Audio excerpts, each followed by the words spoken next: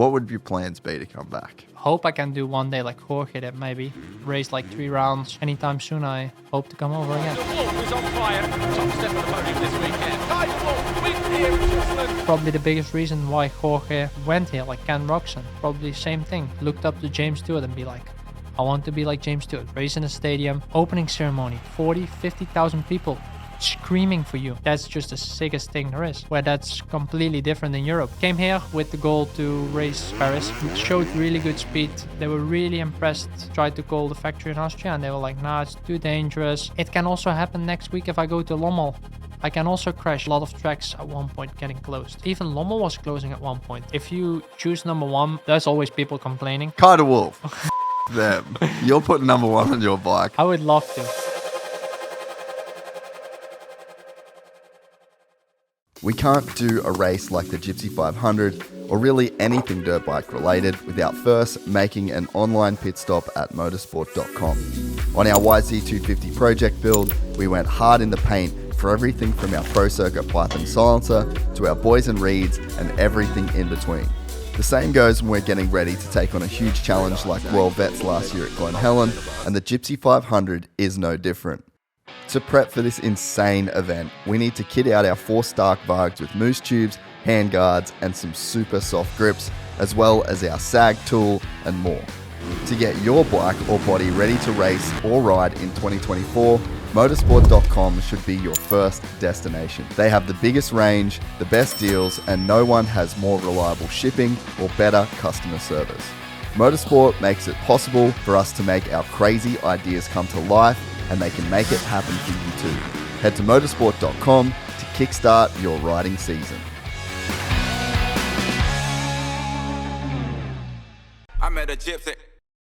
Then he was like, yeah, we're going to have you full fitted clubs. I was like, oh, you can choose whatever brand you want, whatever you want. And, No way. That was really cool. I really, really loved it. And yeah, I got full fitted clubs. So, What was your swing speed, do you remember? but it was in kilometers an hour. That's all right. So actually it was really fun. I came in there and he was like, how far you swing? Like how many meters you swing with a 7-iron? I was like, yeah, close to 180, 200 meters. He's like, yeah, that's impossible. So then I started on that sim. He's like, 205. I said, yeah, told you. He was like, yeah, that's pretty fast. You're going to need some stiff shaft because you swing way too hard. I think it was, I'm going to have to lie up, 91 kilometers an hour? Yeah, I mean, that makes sense. I think it was 91. And he was like, yeah, it's really fast. You're going to need some stiff or maybe extra stiff. Extra stiff, yeah. I think extra stiff.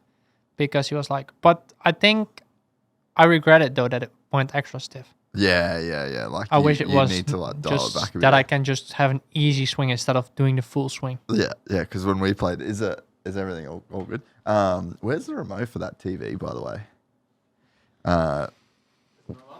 Nah, not yet. We can just look whatever up. We got the TV there too. Yep. So, yeah, when we first played, I was just like, Jesus. I mean, you know, big fucking dude, but really having a rip at those things. Yeah, it's fun. I love golf. Bro, we sucked so bad that day. It was bad. Oh, I was nervous to play on that Sunday after. Oh yeah, When with we AC. when we played with Adam. I Because I was just lost like, with the days, man. Since I got there, I don't even know. Yeah. Oh, for sure. You'd be It's all a over Thursday the place. today. I didn't care. I was just like, I'm riding then tomorrow, and I'm like, yeah, I just follow whatever we do. It's all good for me. Yeah, I was like, when he invited me to play, I'm going, I don't know. I feel like I should wait like a while to play. I was with also somebody like, oh, it's gonna be a fancy club or course, and I'm gonna be struggling. And I was like, and then the first hole, I was like, okay, now I need to get a good tee shot. And then, the first one went gone. Yeah. And then the second one was decent. Yeah. And I was like, okay, now I got it. We actually played it right. It ended up It was being not a fun round until Actually, I was thinking last night how many golf balls I lost. And I'm gonna need to buy new golf balls tomorrow. Really? Are you playing again tomorrow? Oh yeah, you guys are playing. Yeah. But I bought a new Callaway Full 24 pack or whatever. No, 12 pack. 12 pack. New 12 pack. It's gone. Plus you found like 150 balls, bro. Imagine how many balls I lost. Oh, dude. No, I still have all the white balls. When I got given my clubs, I had a full, like, the front pocket was just full of balls because my mate works at Titleist. Gone. I've just got range balls, fucking orange balls you found. Oh, it was rough. Yeah. But that day was good. It was really good. That was a really good day. Really I took your money. Felt pretty good about that. That's the only thing I've ever won in my life, I reckon. $20. $20. True to his word. Yeah. Kai bet me $20 closest to the pin. Next hole, he just fucking walked over. $20 cash. I think it's the only thing I've ever won. I was only prize money you ever had. Literally. The last hole was the best though. Bro, we need to. I don't know if we could play that video. I have it on video. It was so funny, dude. I think it will get banned from every single golf course if you put this in. What happened? In your words, what happened? So AC was kind of winding you up. He was like... He's in a rush to leave. He had somewhere to be. Oh yeah, he had to go to LA. Yeah. So, he told you like, yeah, go on. You will never make it so far with a 3-wood. It was a 3-wood, right? It was like a little hybrid. So with a hybrid. And he was like, you're never going to make it. And then you just lined up straight to the green, actually. And you just got straight on the green when there was still people there. And this lady got Four little Asian nuts. ladies. She got completely nuts. She took your ball, threw it in the trees, and yeah, they left.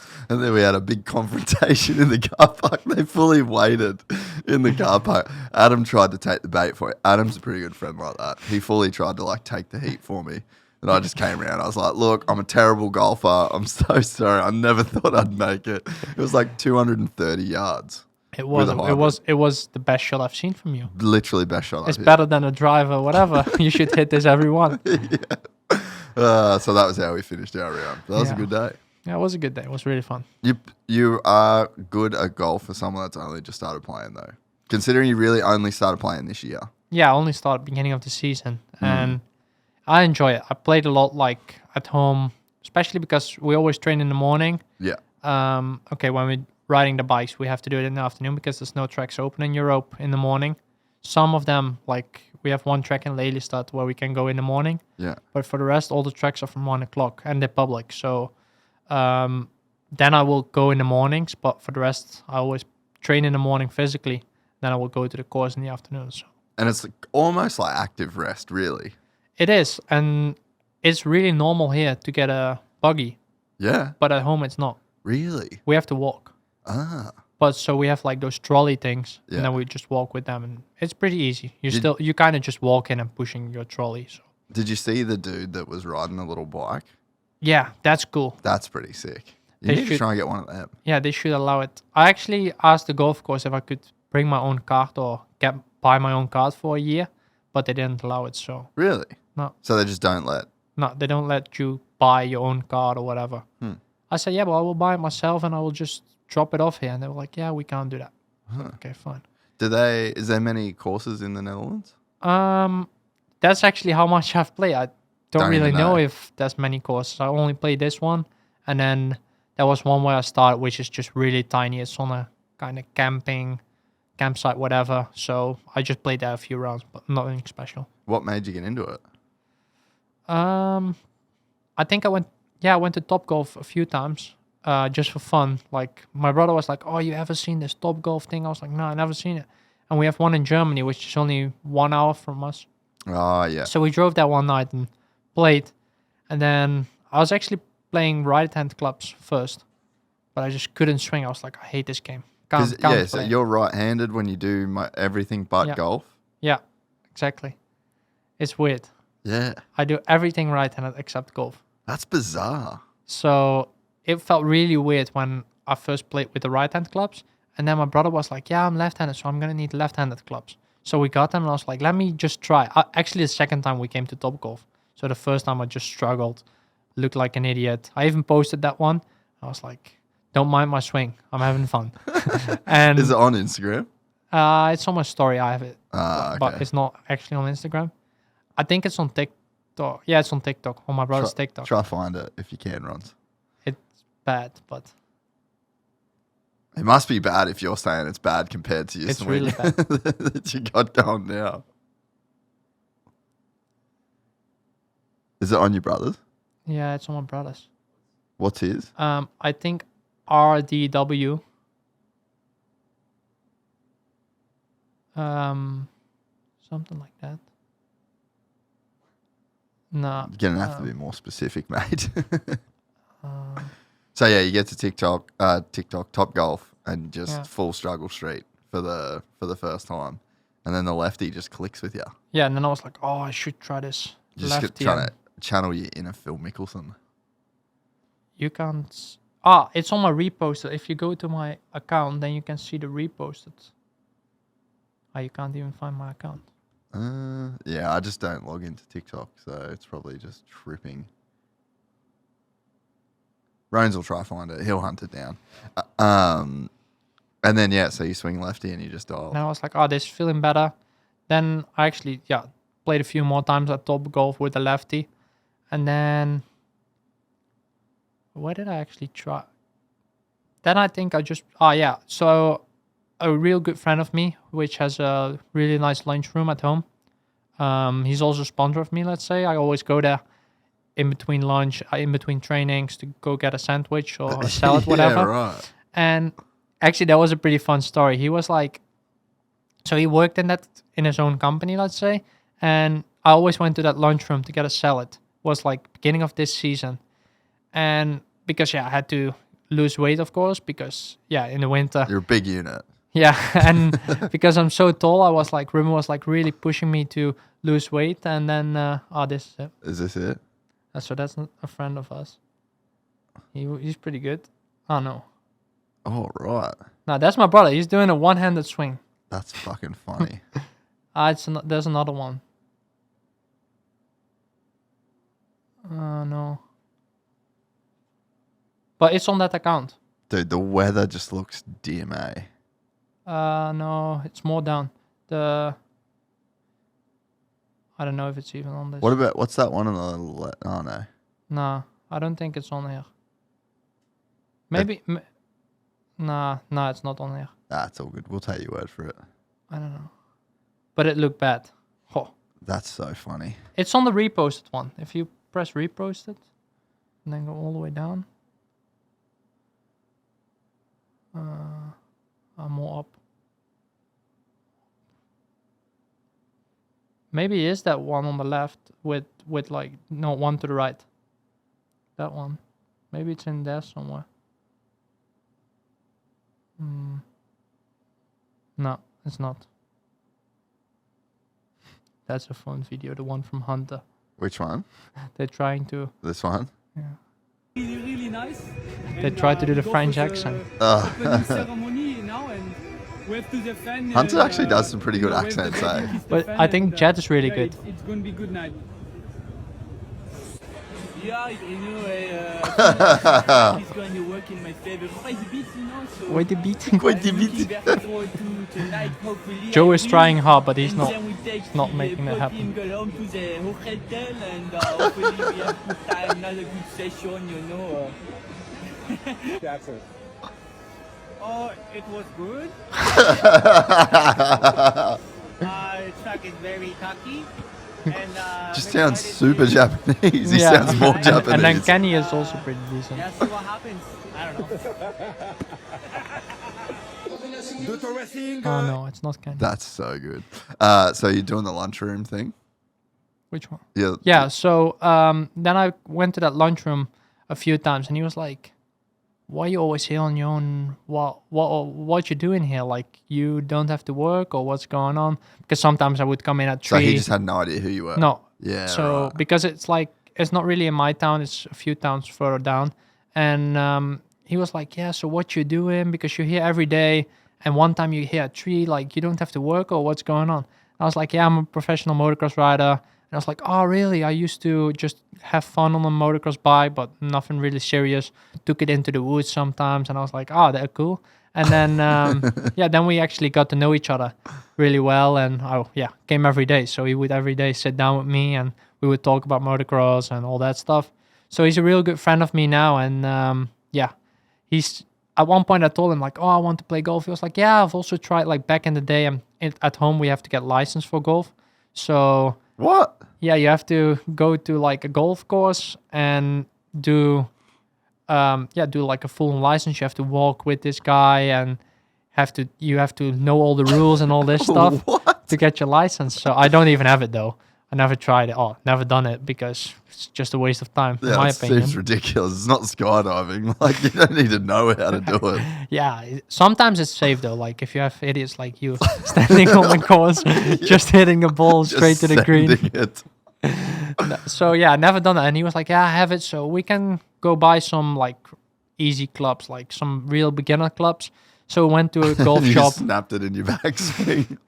And no, actually no, it was decent this set, but I actually tried to play it with the other day. It's so much easier, but it's not as good as of course my Callaway set. Yeah.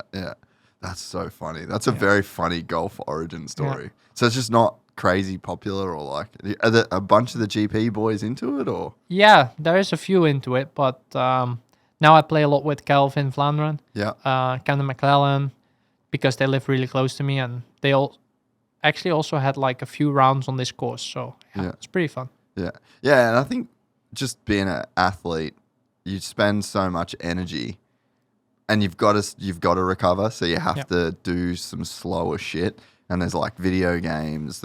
You've just got a few options to just kill bulk time while your body's recovering from just completely destroying yourself. Yeah, and I don't like to sit inside play video games, so I always like to be outside. So I used to ride a lot of pit bikes, but I'm way too tall for that now. So if you put me on a 110, it's bad for my knees. I will hit my knees on the handlebar. Dude, AC was making me lose it all day when we did that big ride. We rode the 110s for, it was like 8 hours, bro. And AC was just like, every time I look back at him, he was like, had one leg up off, and like he was sitting off to the side because his knees were locking up, and it was just fucking comedy, dude. And look, none of us had any idea what we were actually in for. We're just like, we're going for a fun little ride. And bro, it was like 110 hard enduro. We're like pushing bikes up hills, and we're fucking trying to get both of us up. Like, that's fun. It was pretty funny. And he is just absolute comedy, bro. And we're just screaming at him. He's like, dude, this makes me feel like I'm 15 again. Is it actually legal to ride enduro over here? I think so. Dude, you can do whatever you want in America. Man, I got caught once at home. Riding like in the woods in the or something? woods. What happened? So in the winter, like it's really hard to find tracks to ride, but the woods are decent. Okay, there's sometimes some puddles in those deep bumps because we actually just have Lommel ×2 in the woods. Because all the woods, because they ride so much enduro actually, but it's illegal. Yeah. But because they ride it so much, it's just like Lommel. Deep bumps, deep, just rhythms. It's crazy. Like it's really deep in the woods.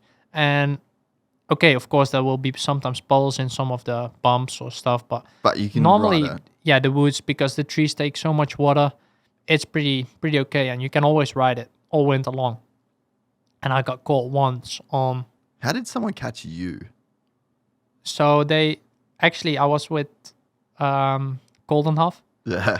And he escaped, but so I was the first one. We were with 5 guys, I think. And I was the first one because it was in my backyard, basically. It was through the woods, maybe 2 minutes away from my house. No way. So I knew this place because I had a trial bike at one point, went always into the woods, went to play there. And this was a real cool rhythm section. So I made it a rhythm section. It was like 2 small little hills, not big because we don't really have hills in Holland. And you could like double in and then triple out because it was just like deep waves, let's say. It was big wave sections in the woods.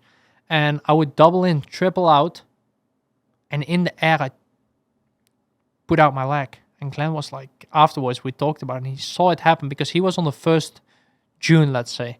So he jumped off that triple and he looked up to see where I was going, and he saw me put my leg out. So he knew there was something wrong because he knew this place because it's so famous. Everybody rides these woods, and he also rides a lot of enduro. So he was like, shit, there's something wrong here. So he turned around quickly because he saw me turn around, but there was like 8 police people in front of me, and ended up being one of those things where they put fences and like things up next in the trees, and they just got us. And Glenn went out the back, but that was pretty fun because I turned around, I could see what Glenn was doing, and those 2 policemen also pulled a rope at Glenn's side. So they pulled the rope, but put the rope around their arm. No. So all of a sudden, I just saw 2 police people flying, and Glenn was gone. And then, then I just stopped because I knew I couldn't do anything. First, I went to the left side, saw those fences, went to the other side, saw a fence again, and then there was police. They came running up to me, and I was like, yeah, I'm stuck. So I'm just going to stop, pay the bill, and be out of here. Fuck, so what's the consequences? Why don't they like enduro? I don't know. Yeah, it's illegal to say, and I don't know why, but so this was on Christmas Day. Oh, dogs. And yeah, they knew people were off from work, so people will be riding enduros. On their new Christmas presents? Yeah, they got Christmas presents for their kids. They took our bikes. So yeah, ended up, my parents were on holiday, so I had a good excuse.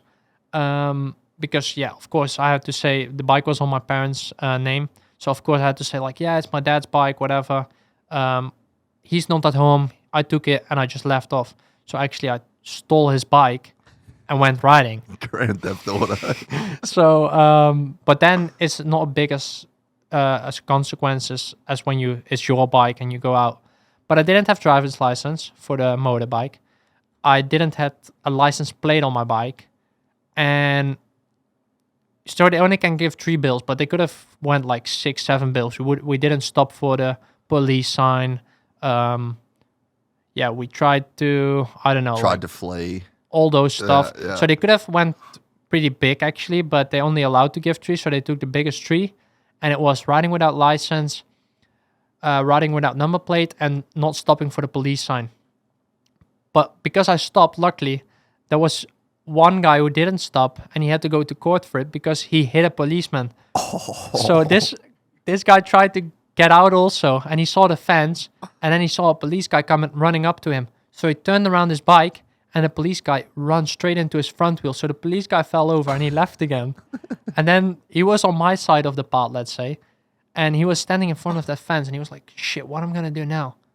So he just pulled his clutch, but there was 3 guys, so they were just riding around there, clutching, and I just smelled clutches, heard people revving, and I saw there was 16 or 17 police people running around. A full operation. It was a full operation. They were sitting there all day, and they didn't call anyone, and they were really happy. So afterwards, we had to wait there, had to talk with them, had to give our license or ID cards, whatever, and we were talking with them, and they were like, yeah, we really enjoy this. Like catching you guys, and we were like, you guys are bastards. Like, and we were like, from what time you've been sitting here? And they were like, yeah, we started here 8 a.m. to set up everything. Said, mate, it's 4:00. Yeah, we were just building everything down. I was like, and then we heard you guys, so yeah, we're really happy we caught you because otherwise we would have had a wasted day. I said, did this Sounds really like you wasted your day anyway, brother. True. And I asked him, like, you go on the Christmas table tonight and be like, I got riders today. And he was like, yeah, I'm gonna talk about this tonight. Like, this really made my day. I was like, fuck, that's bad. So there's not really much crime in Holland, obviously. There is, like, of course, things get stolen and stuff, but not really bad. Just heaps of cops fucking bored out of their brain, just devising plans. They should go look for people who's stealing stuff instead of trying to take us in the woods. But then this guy, he pulled his clutch, revved, and he just let his bike go into this fence, let's say, and tried to crawl over that fence and started running. But yeah, of course, we're running in the woods with boots not making any sense. In the sand. So this police guy is chasing him and just jumped on his back, grabbed him, put his hands on his back, handcuffed him, and went like, you arrested, blah, blah, blah. That was the best thing I've ever seen. It was so fun. I was just looking there because, I already stopped. I was like, I'm not getting out of here. Just turned off my bike. This police guy tried to handcuff me. I said, man, I will wait here. Hold my bars or whatever you want to hold. I'm just watching this. And I just saw people flying around, policemen running around, bikes riding around, revving, and then this guy just stopped in front of me and he was like, where do I need to get out? And just revved and just shoot it off and then started running. That was the best thing ever. Oh, that's so good, dude. That just makes Holland sound like a complete comedy. Like that's like a comedy skit. Yeah, it's crazy. Like, I don't know why they do it, because there's quite many people. But I also think in this way you will kind of keep motorsport away, because actually you will make motorsport bigger if you let enduro happen. Because if people start riding enduro, they're like, oh, this is fun, and then they will go out on tracks after that. Yeah, just see it. I wonder what. Google it. Just see like why is riding in the woods illegal in Holland or something. Because it just doesn't really make much sense, dude. America's gnarly with that sort of stuff, right? Like where we were in Red Bull Rampage, it's public land, so you literally just do whatever you want on there. It's really, really cool. What are some weird laws in the Netherlands? There's actually quite a few news articles came out About this? You see my bike on there. Really? Try and find it. Oh, that's so funny. Does it? It probably doesn't mention your name though, right? No. But I have the link. Have you got it? I have the link. When did it happen? 2022, December 2022. Send it to my Instagram, and Rones can pull it up. That's so funny. What a crazy operation, dude. It's just wild that they care so much. Yeah, it's bad though. It's stupid. Like, just let us ride. Let us have fun. And I mean, even what you say, like Rampage. Yeah.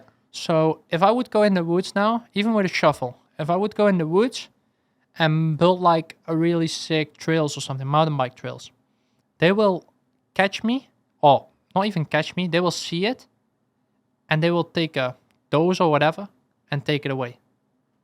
That's so gnarly. Like, we used to have this place next to the MX track in Holland, and I sent a link to the Instagram, to the Gypsy Tail Instagram. Like, we have this MX track close to my house, and we used to have a few BMX jumps. They took it away. Yeah. It's ridiculous. Like, oh, you're gonna have to. I wonder if we can train. Yeah, there you go. English. Yeah. 4. Oh, this is awesome. the right one is mine with like. Actually, this left one is also like, it just has factory conval suspension. Yeah, yours has cone valves and everything. Everything. 4 wild motocross riders caught in. Oh yeah, the middle one is mine, I think. Oh, it just has my factory suspension in there, and that was the biggest problem. They were like, "We need this bike pack. There's factory suspension in," because my teammate back then, Maxime Grau, used to ride, and he also had still the old forks, which would fit in this enduro bike. So I had his suspension because he was not riding at that point. They were like, "Yeah, we need this back. Like, also WP, we don't want this to be out there." And it was really fun. Yeah, they were still the big ones. No way. Yeah, 4 wild motocross riders caught in. How do you say that? Look, the police issued 16 reports on Tuesday to but 4 like wild crossers. The 5th one left. Who rode through the forest in, how do you say it, Bergerac? 3 cross bikes were also seized because they had no license plates. Oh my God. Look, ropes and nets. That's actually what I meant. Like, they just put up ropes and nets. And yeah, like they say, we had to pay more than 1,000 euros each. I had to pay 1,300 euro, I think, in the end. How old were you? You don't know, they'd been like 17 or something. 17, just turned 17, I think.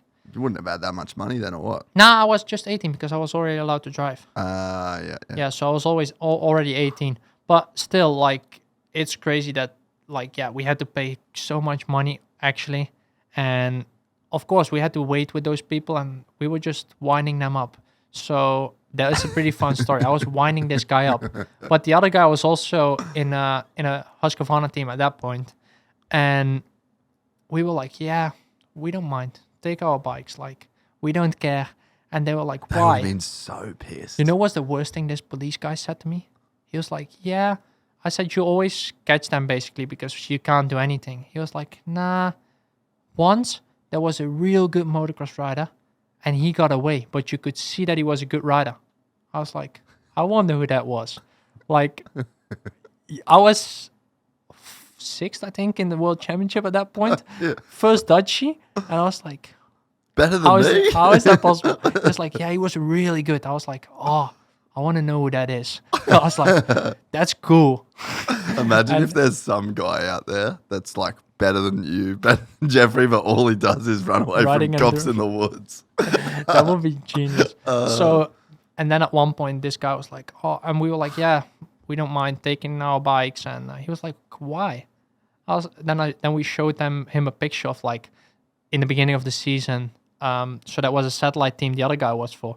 And he showed him a picture where they have like all those stock, because they just get delivered stock Huskies and they will build their own engines and everything. Yeah. So there was like 20 Huskies. Just Huskies next to each other. And he just pulled up the picture and he was like, look at this these. is at our team base. We got 20 bikes left. We don't mind. And we will come back on Friday, because Friday we have a day off again and we will be back out there on Friday.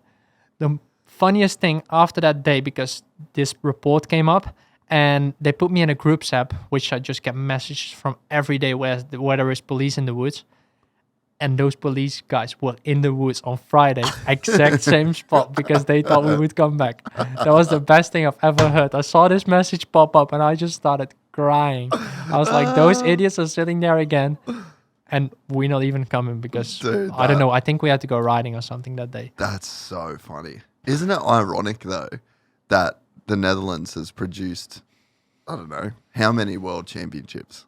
And you can't even fucking ride in the woods. Yeah, it's crazy. Like, yeah, over the years, there's been so many like, dudes. Back in the days, we've had so many world championships.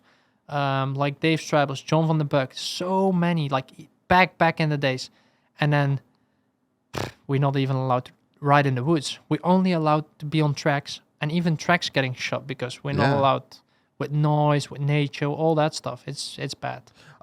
The crazy thing about your story too, right? So when you just mentioned all those names, Jeffrey Herlings as well, right?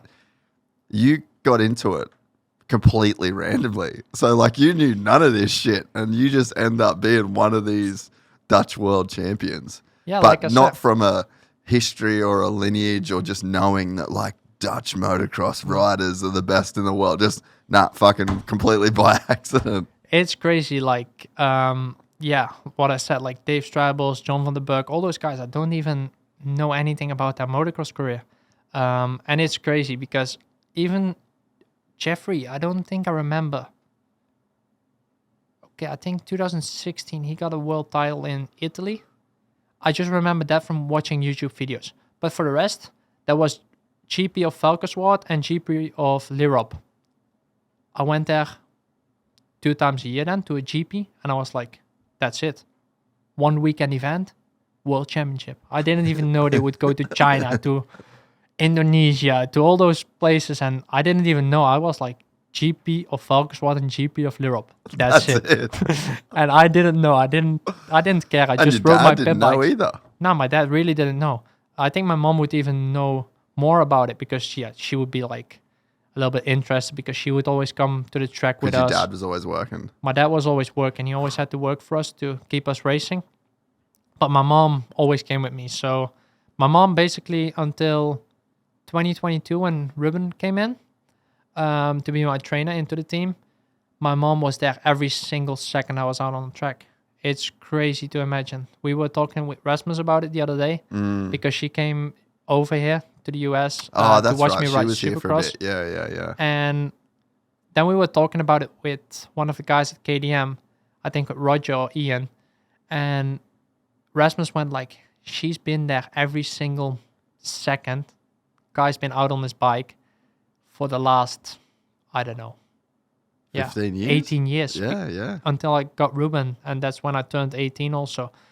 So it's crazy. Like Rasmus was telling them, my mom has been standing in minus degrees, like in Gravenbroich, for example, just standing there with 2 winter jackets on because it was freezing, and I was just riding. And she would always be standing next to the track, and that's something really special and something I will appreciate for the rest of my life. Oh man, it's insanely cool. Yeah. Like just to make the sacrifice for your kid. Just see something in your kid that you're like, wow, this is a special talent, and then to give the energy and the time above things that she would rather be doing. Like, I'm sure she didn't want to be standing in the rain and the cold on the side of a dirt bike snowing, track. even snowing. Days in the snow, she would be there.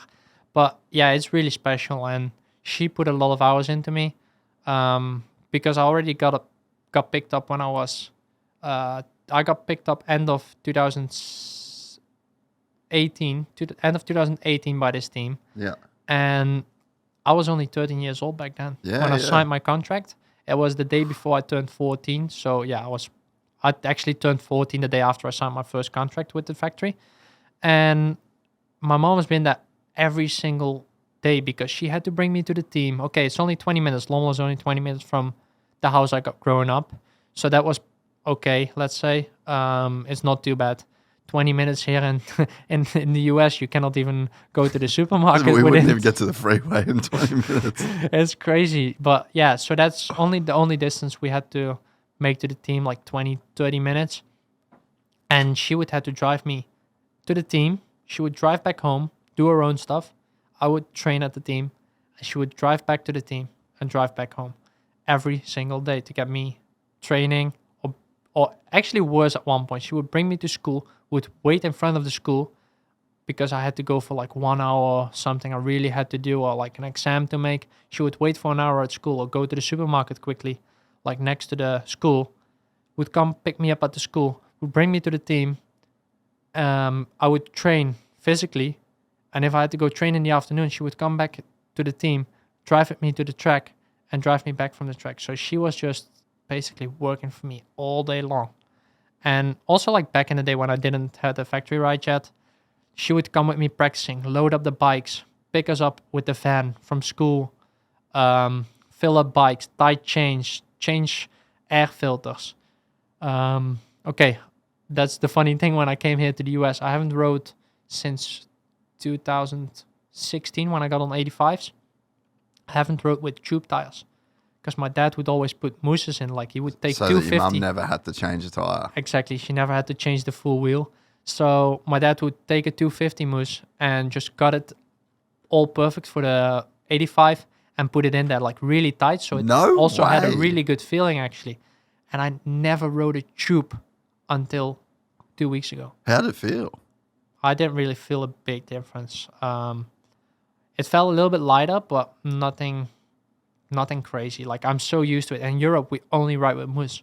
Like we never use tube because it doesn't make sense. If you can ride with a scoop tire or with a mousse tire, in a scoop you don't even feel it. And I think it even makes it easier. And I think in Europe they also make the tire with a mousse in it. Like they don't in mind, yeah. Nah, just around the mousse, let's say, because they know we're always gonna have to run mousse because the chance of getting a flat tire is too big. Of course, when you're fighting for a world championship, you don't want to get a flat tire. And why not run a mousse? Yeah.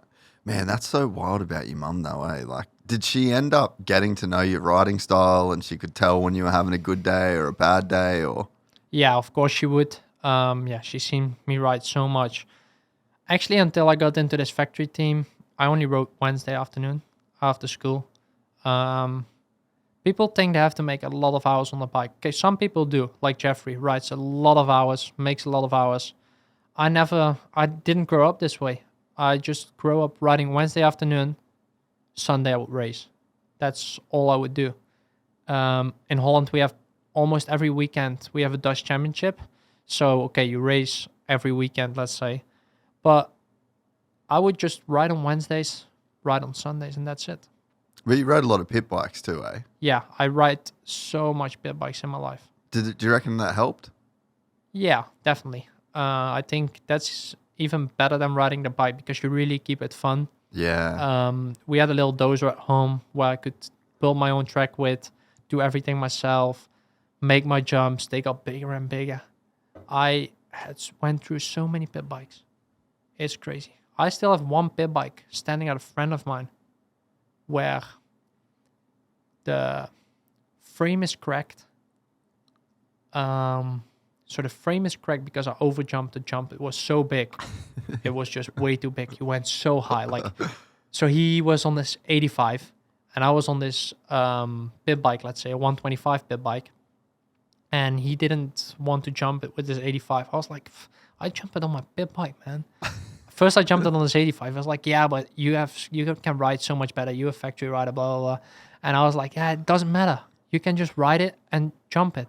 He was like, no. If you do it on your pit bike, I will jump it as well. I was on my Nikes. I just went full gas.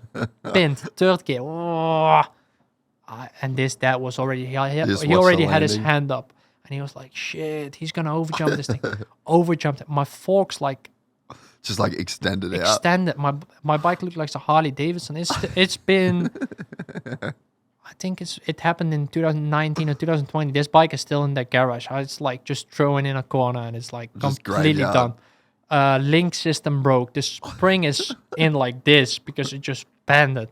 It's crazy. Like I broke so many pit bikes throughout my life. Did you hurt your ankles? No, they were good. That's fine. They were fine. They're bad now, but they were good back then. They were right, I wish they were back like that day. Then they would still feel pretty good compared to today. So do you think that you have as much like, how do you say it? It's like you see some kids where all they do is ride.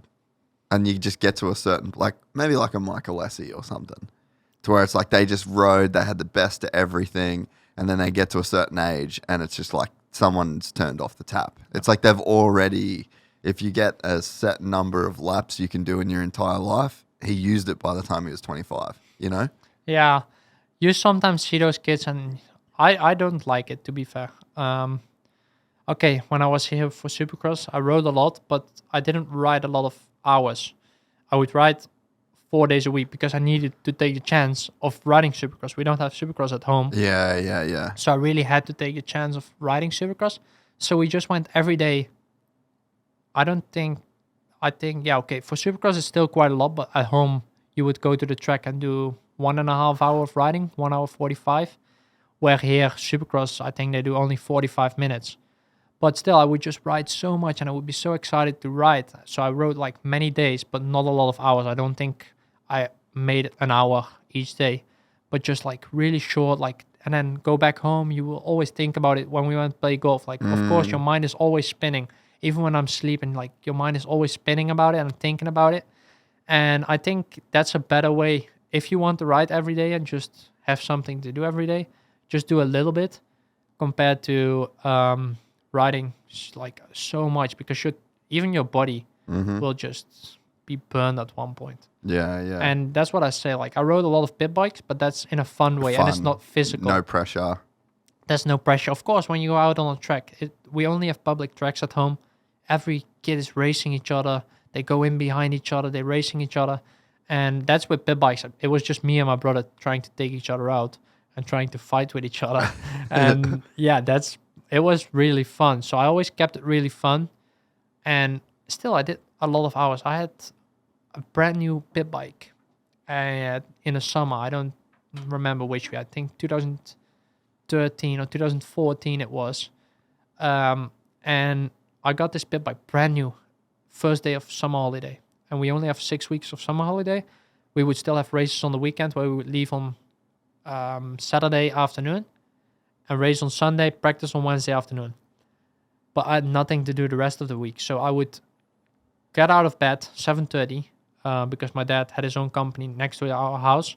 So every time someone comes through our gate, there's an alarm going off, someone's getting into our property, let's say. Yeah. And then so everyone would get awake in the house.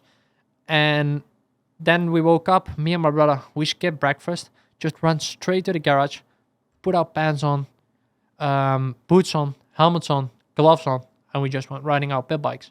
My mom had to scream to get us inside for lunch. We would eat lunch, get back out, put our boots on, go out again. Dinner, same thing. She had to scream. We had to come in. Sometimes we don't even hear her. She kept screaming, and we would come in, have dinner, go out again. I don't know, 8:15, 8:30. We had to go to bed. Went to bed, jumped in the shower, to bed. Same thing next morning. I put 209 hours on this pit bike in 6 weeks. 209 hours. That is ridiculous, bro. I don't even know how many hours that's a day. Divide that. Figure that out. How many days in 6 weeks? And yeah, do the math. Because that's a lot. That's a lot of riding, dude. My dad put a counter on. Yeah. 209 hours. It was ridiculous. We had a friend at home. We grew up in like a kind of like a rural town. So there was like a lot of cane farmland and shit like that. And Wade Hunter, he ended up going to race pro. Like he was, what's that? 8.7 days. How many hours a day? 24 hours a day. No, how many hours a day is that? So yeah, just 6 weeks divide by 200 hours. Yeah, and they had a sick little pit bike track in their yard, and the same deal. Him and his brother just 24/7 were out there. And bro, the bike skill he had, 5 hours a day. Yeah, it's That's possible. loose, bro. We would just ride all day long. We had to. I'm pretty sure we had to fill up 2 times a day. Yeah, and on a pit bike is insane. But a pit bike can go pretty long. Forever, so yeah. I think and then we had to skip the days because we had to race. So yeah, let's say Probably more, 5-6 hours a day, easy. We rode so much pit bikes, and that's the crazy thing about that pit bike. My dad never changed the oil, never look at the chain. This pit bike did 209 hours, never had to get checked. It's crazy, and it's so fun when you think back. That's awesome, and it's probably played a pretty big part in your success. Yeah, I'm pretty sure it did. Yeah. I think I would grow up my kids this way though. Yeah. Riding pit bikes, having fun, and don't always. Okay, still you have to be focused and serious, but not as focused as when you go out on track. If you crash with a pit bike, of course you can still break your wrist, whatever, but it's not as bad as when you go out on track, I think. Yeah, and I think too, there's something to be said for how you have to ride a pit bike. Like so much momentum. Yeah. You're really not using the brakes that much. You don't have a clutch. A lot of full throttle, no clutch. Like you kind of train some good behavior. That's the good thing. When I started riding Supercross, it was hard for me to go through the whoops, and it changed so much when I started dragging my clutch out of the turn, because I never use my clutch at home. We have a GP weekend. They put a new clutch in for the start, of course, because you want the best power release out of your bike. So they put not a brand new clutch in, but they put a fresh clutch in, let's say. But I just used them for another 3 practice days, and they still not burn. But they just changed it because they still have so many clutches left. I never touch my clutch. Guys here in the 250 class will do a clutch every race. Yeah, I can every imagine. moto. I can hear that when I'm out on the test track.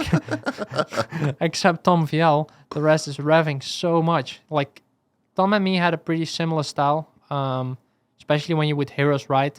It would be so quiet. If it was just me and Tom, we had 2 days together where we were just completely alone. Everybody's like, oh, it's so nice and quiet. It's like completely crazy how they rev it in between the jumps in the air. They would have a perfect landing, let's say, perfect timing of the jump. And they would just rev it. Yeah. And I'm like, why?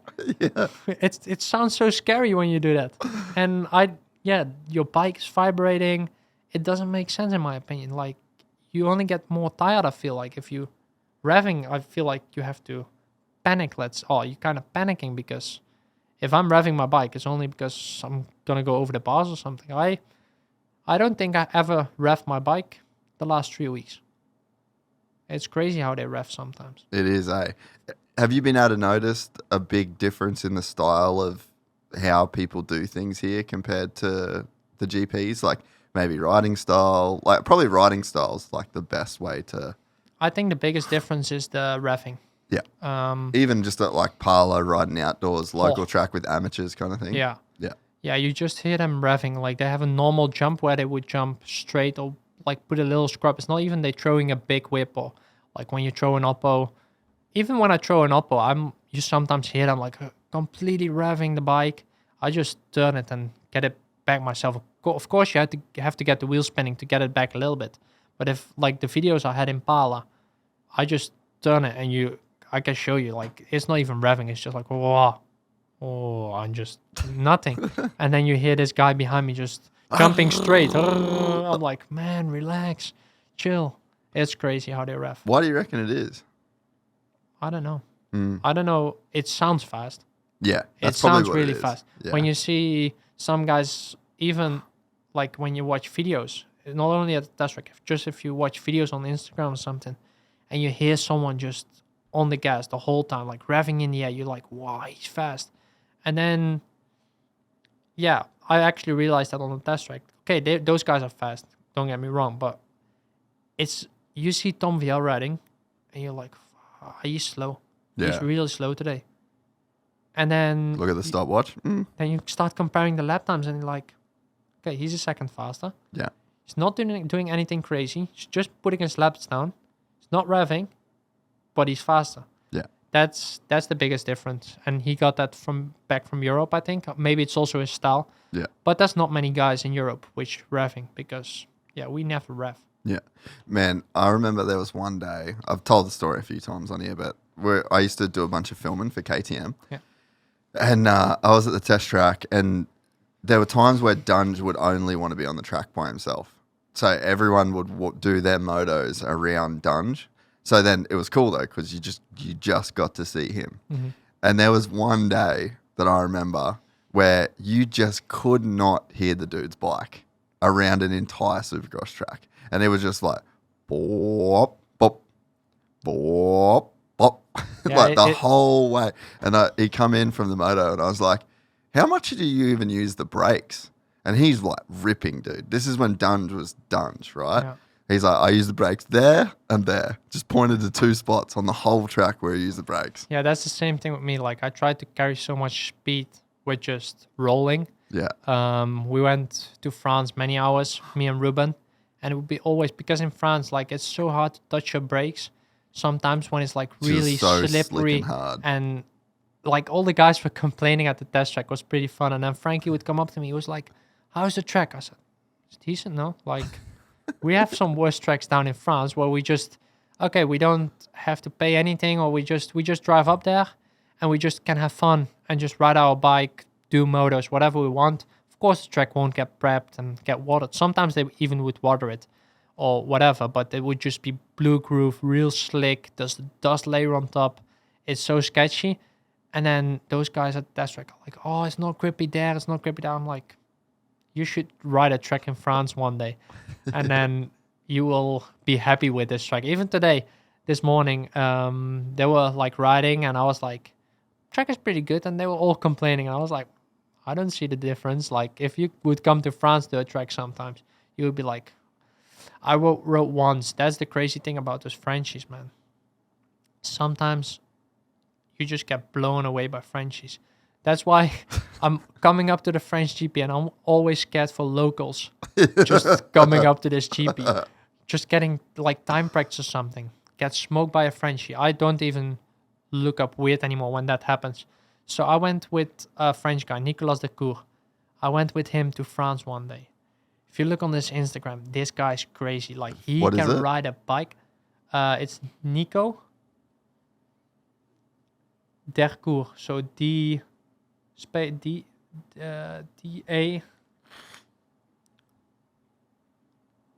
Yeah, he was down there. No, back. That guy. Let's Man, watch this guy. If you go down a little bit, maybe that's. Does he does GPs? Nah, so he's like just a real French.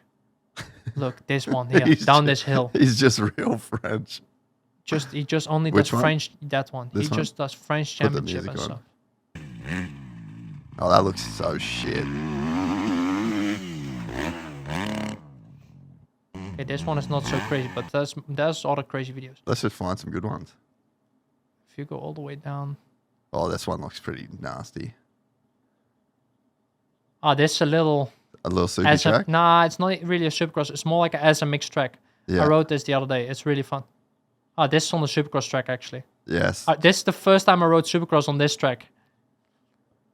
It was after the Nations. I rode this track. Yeah, right. Oh, I remember Just the video. a tiny Supercross track. It's like an 80 But how Supercross he track. like turns, it's crazy on hardback. I think if you go more down, there's some crazy like outdoor track videos from this guy. So I used to ride EMX actually. Yeah, it's true. And just finds traction where It's there is crazy. none. Like, look, he's like sliding, but you so fast. Oh, it'd be so slow here. And on a 2-stroke. So yeah, this guy, that was a pretty fun story. Like, I went up to a track with Ruben, and we got to this track. Maxime Renault has it on his Instagram. It's sketchy, this track. It's like real gravel, really sketchy track. And this guy comes up with me, Suzuki, just a real, like, yeah, Just a real nothing Frenchie. done. No, no knobs left on his tire, nothing. And he just rocked up there. I was like, okay, I can do some motors with him. It was frozen, so it was like been -6 all night. It was frozen. Like, the track was so hard, like rock hard, this track, and just frozen. Puddles were frozen on the track. This guy comes up. I already did my warm up. He went out on track when I did my first moto. Now, he only did 1 lap. He said, I need 2 laps to warm up, and then I'm good to go. I was like, okay, fine. So he comes up. I already did my warm up, and we already took lap times, of course. And then we would do 2 40-minute motos and get out of there. This guy comes up. No, that's in Italy. This guy comes up, and he's like, yeah, let me do 2 laps, and we will go straight into the 40-minute moto. He comes to the track, and he gets in, and he's like 4 seconds a lap faster. First lap. On a 140 lap time. No 4 way. seconds a lap faster. I was like, okay. Not too bad. 1 lap. It's like, he knows this place. I will get better during the day. Second lap. 8 seconds. I'm like, man. Brother. I'm like, man. He stops. I'm crying because I'm like, man, it's so sketchy. I told Ruben, I said, this is way too sketchy. I'm not feeling it today. It's really dangerous, Ruben. There's ice on the track. I don't have any grip. This guy stops. He's like, oh, there's quite a lot of grip out on track, eh? Never seen this place so grippy. I went like, no. So we went into this moto. He put me on 1.5 lap in a 40-minute moto. He was like average, I think, 5-6 seconds a lap faster. He put me on 1.5 lap in a 40-minute moto. Bro, that is demoralizing. And I just stood there and I was like, yeah, I think I need to give up on this sport. I was like, I was lost. And then on the way back home, okay, the last practice was better. So the second 45-minute moto or 40-minute moto, it was better, but still 3.5 seconds a lap, I think. He only put me on half a lap. Bro. But still, I was really happy. I went home. I was like, okay, I turned around my day. Was already better. He only put me on a half lap compared to 1.5 lap. And then on the way back, Ruben was telling me, he was like, you know what was really fun today? I had this guy come with me 10 years ago with Jeffrey. Jeffrey stood exactly the same, crying next to me. There's no grip. This track is not possible. Jeffrey got smoked by this guy on this hardback track. He's just, if you put him on those kind of tracks, you put him on a 450 because he was on a 250 that day. If you would put him into MX2 on a typical French, on that track, and you would drop a gate there, he would win the GP. Easy. Like, he would easily win. He would smoke everyone. It's crazy. That's insane, dude. Yeah. That's just some guys, they just have that. They're just experts at what they do. It's crazy. What do you reckon he's doing different? He just doesn't touch his brake. He comes down this hill and just slides. Just doesn't brake. Just all the time. Like, just having a little bit of trouble. Just sliding into the next one. Just slides. Keeps just rolling speed. That's basically the only thing he does. Rolling. But you just have to wonder how he can feel that traction. Yeah, it's crazy to think about it sometimes, how they feel this traction. Because I felt like I had 0 traction. That's just a next level, comfort that you've got with your bike, eh? Yeah, it is. And just to do crazy. it consistently over 40 minutes and not, it's not like he's just sending it out of control for So one that was lap. the thing, like, they also said, Ruben was like, yeah, never mind. after 15 minutes he'll be tired and you will be fine. But he just didn't get tired because it was so easy for him. Yeah. Where normally, French guys are really good in the one laps. If you see Greg Aranda, just Supercross Paris, you remember that one? Nah. I saw it on Facebook 2 days ago. Greg Aranda, Superpole, Supercross Paris. If you watch this video, he beat Hunter Lawrence by a second. No way. You haven't seen this video? I mean, I'm sure I have. It came on Facebook 2 days ago. I think it's this one. Yeah. Probably this Superpole. Yeah, this is the video. It's Turn done it on up, the turn it voice. up. Look at this guy. It's crazy, this guy. Yeah, he's moving, eh? Unbelievable. And even the whoops, like he just goes full send. Doesn't look pretty, but it will make it happen. Look, just goes in. Oh, dude, look how hard they are. Look how he jumps into the finish line. That is so much roll speed. Look, a second on Hunter Lawrence. Who can ride? Even Chad didn't beat this time. He had pole position. Fuck, that is loose, bro. It was crazy. Have you ever heard of Michael Doherty? No. Go to Instagram. He's the guy that I was showing you yesterday. So when you were talking about this French guy, right? Yeah. Yeah, there you go. Go down. Watch the. Nah, is it? Watch this one, bro. So this is this crazy South African dude. This is the track in Dubai. Apparently, this dude can run with Jeffrey here. Really? Like Jeffrey's been over and ridden this track. It's like, I mean, the track takes me like 6.5 minutes. So when I go to Dubai, But I mean, if you look at this track, okay, maybe you guys from the US think this is a rough track, but I don't know how. It's mellow now. Look, Yeah, it definitely gets way rougher than that. Like that does, I'll give you that. That does look But pretty smooth there. I But, wish I could ride that track, man. bro, there's some days, it just depends on what the wind does there. Yeah. Like you guys don't have, they're not like the windy dunes No. where the sand's like dry. No. So you can go there some days and it's it's got like, flatted. and it's just flat because like the wind's just Yeah. flattened it. And then some days it's just like, it's just so That's crazy. wild. But yeah, this dude apparently, he's just one of those guys that he's done so many laps around this place that Jeffrey went out there and it's like, dude, I think that it's like a 6 kilometer lap or something like that. Look on YouTube. MX Domart look like this. You What's can it? spell it. DOMART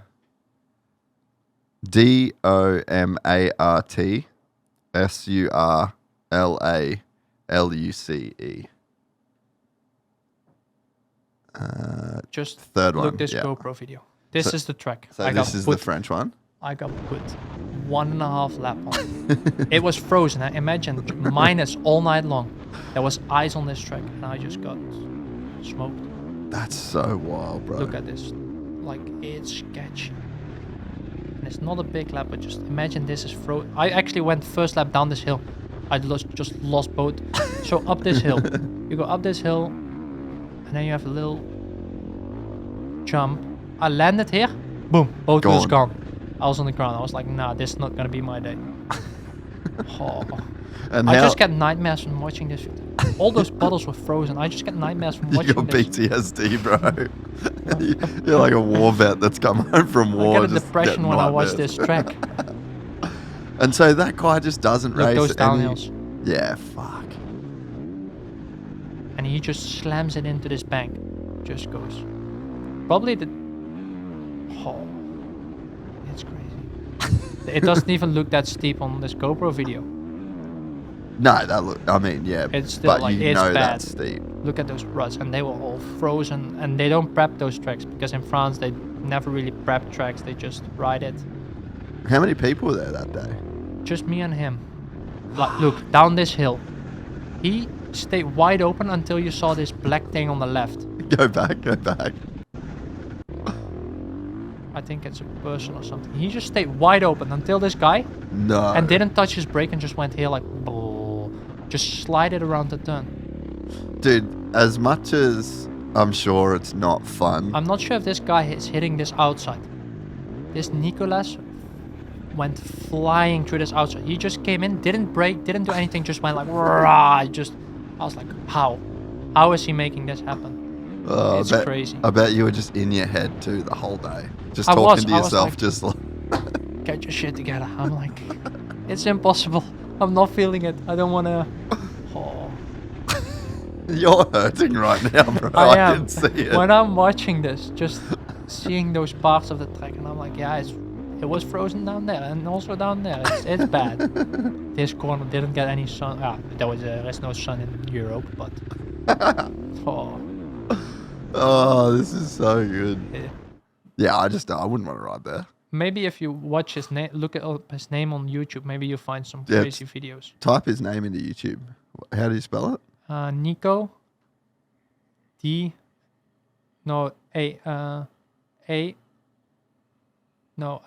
Sorry. DEA. Let me check. Nico. DEA, Rones. Look back on his profile. You still have it open though. Yeah, Dercourt. And he's just one of those dudes, like he just doesn't really... Maybe if you... Yeah, he just has some crazy stuff. Oh, what's this? Go up to that one. I like that. That's beach race. Oh, I learned that. We don't need to see that. No, more down. Not sure. Yeah, that's a GoPro video. But yeah, so this guy... I don't think that's him. This guy fucks, eh? Why does a guy like that not become like a world champion? Just doesn't want to, like, just not interested. I don't know. He can ride a bike, definitely, but I don't think he also says it himself. He didn't really want to put in all that effort. From being a professional rider. Yeah. So that's fair enough, but I mean, he has some bike skills. It's unbelievable. It's crazy. Yeah, and you see, like, a lot of you guys, I'm sure, would love to race the US tracks because of, like, the way... Well, Prado, right? So Prado's here talking about, like, Jeffrey, same thing. I just wish we got to race those tracks. But there's a level of bike skill that gets created by just having to ride dog shit 24/7. Yeah, definitely. That's what you're seeing now with Ben Townley, with his kid, Levi. He's so good on the bike, and he will come crazy. race in Europe next year. He'll be racing EMX, this kid. Yeah. And he has so much skill on the bike, like, unbelievable. I was there when he got world champion because they were staying in Ruben's house. And I spent a few days with them back at Ruben's house. And they showed me a video when he started riding the first day in Bergen, real deep Dutch centric. And I saw one video from him going to a chicane. I was like, he's gonna be podium, at least podium. Ruben was like, nah, top 5, top 10, he'll make that. And then I told Ben, I said, he's on the podium this weekend, trust me. Ben was like, nah, he will not make it. It's a deep Dutch sand track. He will not make it. And we got to this race.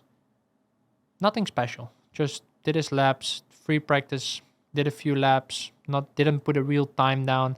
Just, it looked really like a professional, like an MX2, like a GP rider. Just looked really calm, had a nice style. The craziest thing is I was standing on one section, was a split lane. I think just the way Ben trained his kids and told them, you go out on free practice, you try every single line. The brothers, they were, I think, a half a track apart from each other. I have it on video.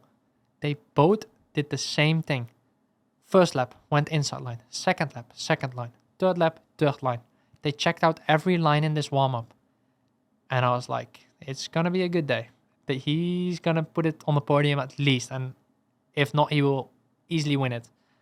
And just his style, he looked so comfortable. He looked really, really good. And it was deep. It was muddy. I think that video, the first video was on a Saturday, but on the Sunday, he just, like the way he rides on his toes, on his foot pegs, it was good. And that's his little brother. Yeah. Look how small he is. Look, that's Levi. he did so well with that weekend. It's so Unbelievable. cool. Ben's a really good friend of mine. Yeah. And he's so underrated. Like, have you spent much time hanging out with him as well? Yeah, I've been talking a lot with him, especially because now I need to start choosing my race number for next year. And he's been sending me videos from Levi riding with the number 1 on this 85, on this 125. And he's like, how good does that number 1 look? And I'm like, it's looking good, man. I would love to race with number 1. But the problem is in Europe, it's a dream, of course, for me to run the number 1. But there's not an actual rule. So if you choose number 1, of course, there's always people complaining. But, I mean, there will be people saying, you cocky, you're riding with number 1. Fuck them. So that's the only... Kyder Wolf. Fuck them. You're putting number 1 on your bike. I want to. Bro. I would love to. Dude. You can't not. It's a dream, man. Maybe Do it will it. never happen anymore. Do it. It would be really cool. And I'm still discussing with the team, but... Make your decision right now. Honestly. That's ridiculous. Fuck what anyone thinks. That's true. You're the but- world champ. It's true, but I mean, so I'm talking a lot with Ben, and he's always sending me pictures of his number 1 shirts, all this stuff, and he's just winding me up. And then Ruben is like, Guy, we need to stay humble. Just stay with the 74, put a small number 1 in there, and everybody will know you're a world champion. I'm like, it's not about being world champion, it's just the number 1. It's so cool to run it. Well, you earned it. That's true. Like, That's the thing. You don't choose a number 1. You earn a number 1. There's nothing cocky about that. If you didn't win a world championship and then you just decide like, oh, no one's taken number 1, maybe I'll take that dickhead move. But when you win the world championship and you're the only person that can run that number, you just earn that number. This is nonsense talk. let's see. Maybe we're lining up with number 1 then. Dude, I can't even believe that this is a conversation that we're having. I wish they just made a rule. Would have been a lot easier. Yeah, well, I'm making the rule. You're making the rule. Yeah. You're the new Ustream guy. You're just telling. Yeah. It's going to be number 1. Yeah, no, I'm just not cool with that. Like, I hate it when dudes don't do it here too. Like, But you have to now. I don't know that you have to here. I think if you stay in your coast, like, okay, Tom, if he goes to a different coast, I don't think you're allowed to. No, you can't. It has to. It's if you defend But a the 450 championship. rider, I think you always have to run number 1. I don't I'm think not it's sure. a rule. You do have to, Rose? Yeah, okay. Yeah. Because I remember, like, did Chad not do it, or like Ricky didn't do it at times? Really? Yeah, I think it's a Yeah, official okay. Maybe rule it's here. different here, yeah. Nah, bro, yeah, you got to do it. That's ridiculous. Because, yeah, like, just think about the photos that you'll have forever. Like, It's cool. you know, Also, all your shirts, like yeah, all your your sets of gear. jerseys. Like, you got to do it. Yeah, You earned it. that's why I think I'll make it happen. Yeah, okay. Yeah, bro. Come on. I'm really close to it though. Yeah. I have to. What day is it? It's Thursday. Thursday, You know when I have to decide it? Friday. I think we're just... Tomorrow it has to come in number 1 or number 74. So You can run 74 first year in 450 class. yeah, that's the thing here in Europe. You can run whatever number you have. So like that's the thing when you come to US. For example, Prado now Yeah.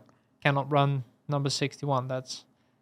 It's kind of sad, I think, because that's his number Yeah. since I remember him. I know him since 2014, I think. Or Yeah. maybe even before that. They used to have that camper at our place. Yeah, you were telling me that actually. Yeah, so yeah. he would come up to my house every day. We would play on trampolines, would play PlayStation together. We would spend so much time together. Was he a big pit bike guy? Yeah, he rode pit bikes. I think he had a pit bike back then. So we would pit bike also sometimes. And it was really cool to spend that time with him. And yeah, just also see him grow up. I remember in Essen, I think, he had his first podium or his first win. I think it was something, or maybe just a podium, maybe a win. Yeah. On this 125. And I remember I was there and I was so hyped for him because I've seen him for so many years and that was pretty cool. And then to be world champion together with him right now, it's cool. Like, He's such a nice guy too. he's a really good guy. Yeah. Yes. It's been cool watching him.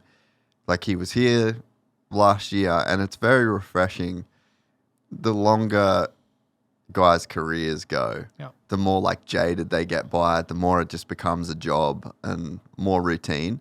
And especially by the time most guys are in the 450 class. Yeah. But he was just frothing, just so excited for everything and so happy for an opportunity to do something different. And he did so well as well while he was here, then to win the world championship, to come back. Like, he's just a dude that he's definitely just done it his own way. Like, he set his goals, he achieved his goals, and then he just moves on to the next thing. It's pretty sick. Yeah, definitely. I think also the Supercross thing really helped him though.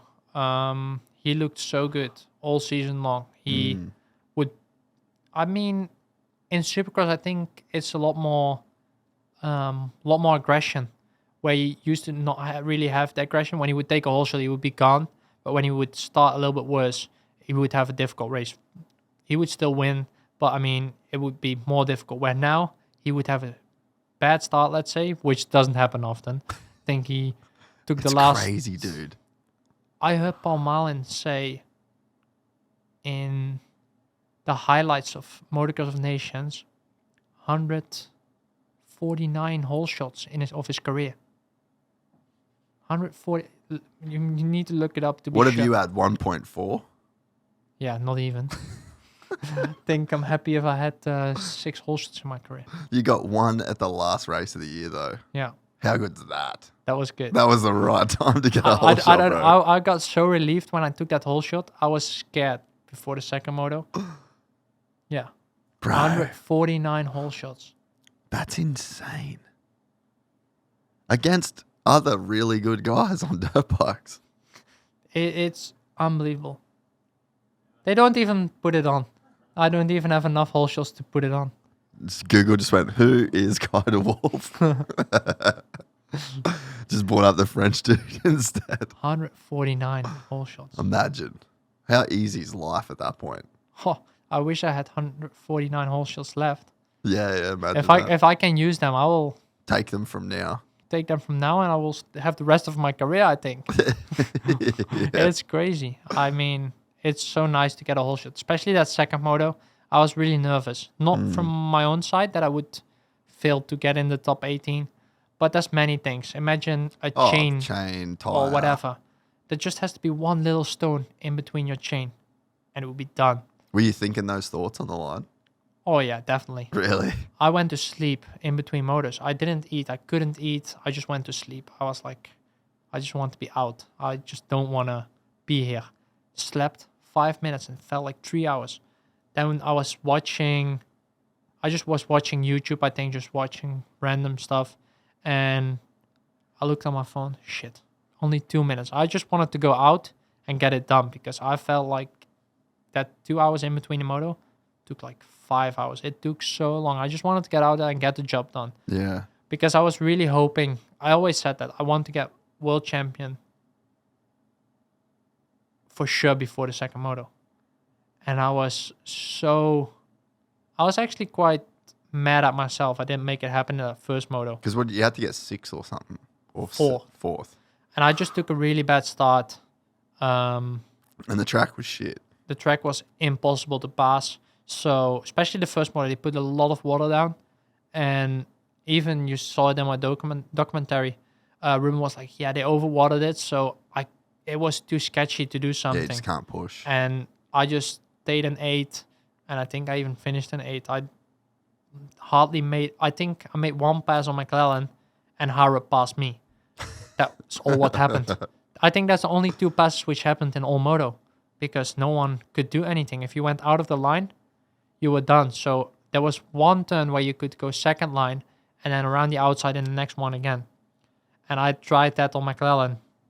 Harrop went inside, got me. So you couldn't do anything. And yeah, McClellan did the same thing. He went outside to try to pass the guy in front of him. And I went inside, got him. That's it.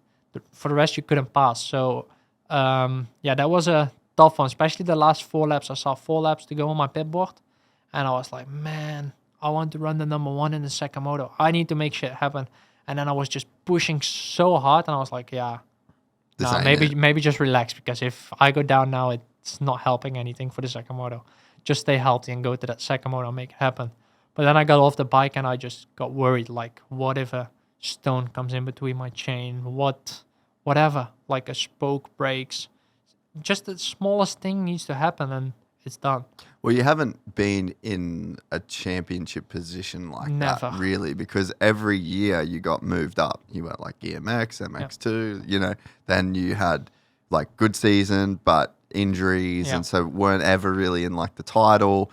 So it's like this was the first real title run that you'd had your whole career, really. Yeah, even back on the 85s, Dutch Championship, I would win like 15 out of 20 rounds probably, and yeah, would be clinching the title before 2 rounds to go, I think. So I never really got worried. Even in the 125 days, Dutch Championship, that was the only title fight I had, but I already gave up on the title. I had 1 second moto where I just had to be in front of this guy to get a title. I was 11 points down in the beginning of the season because I broke my wrist on the first round. Yeah. I got taken out by this guy in the last turn of the first moto. He took me out in the last turn, but it wasn't my fault.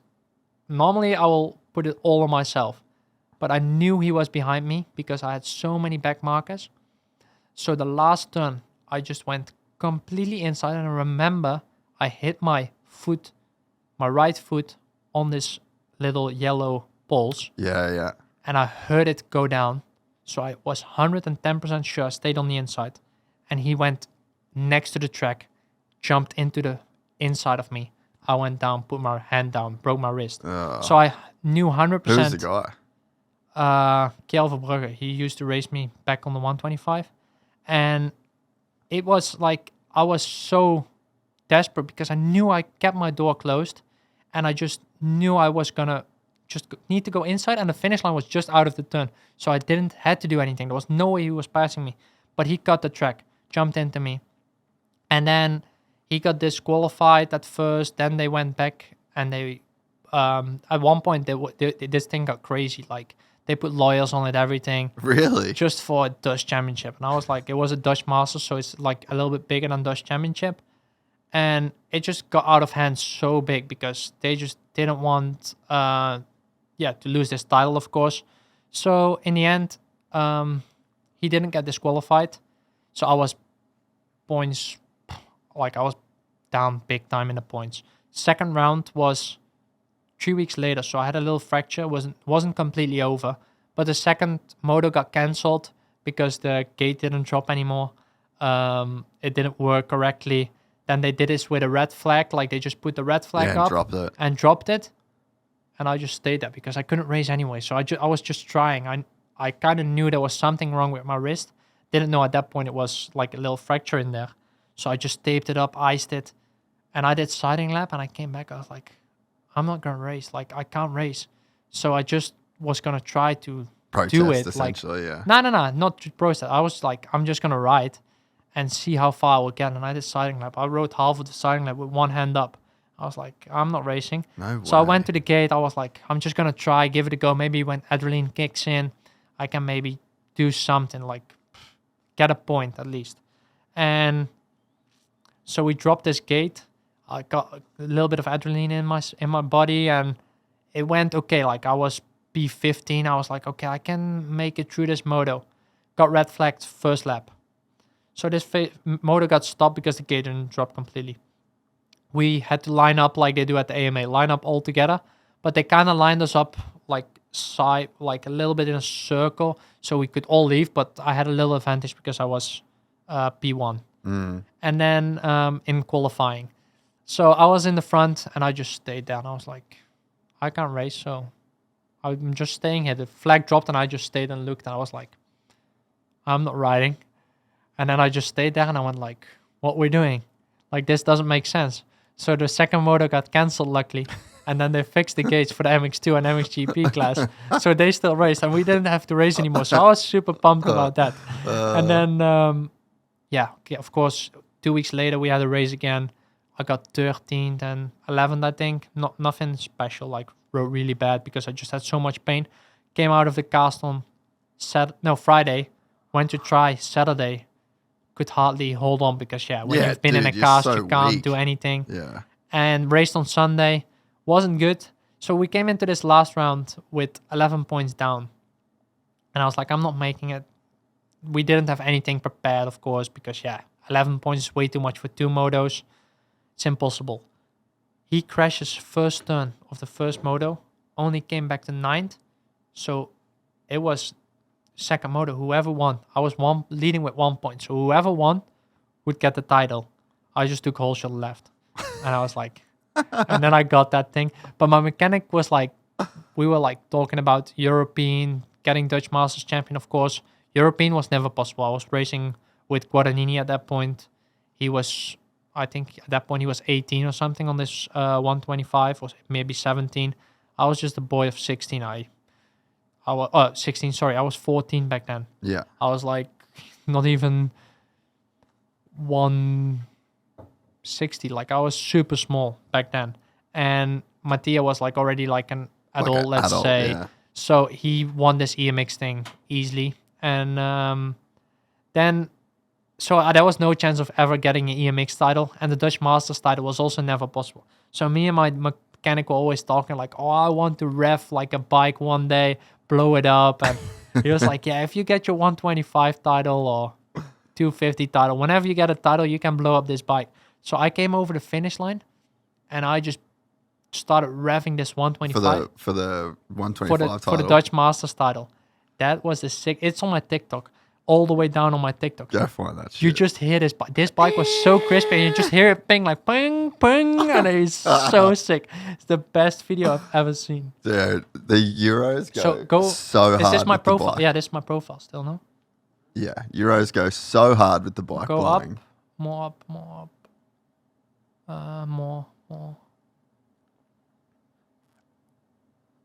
More. Still. That on the left from you now. Yeah, no, up, right. The third one. Oh, yeah. I see this one. Oh, you should put the sound on.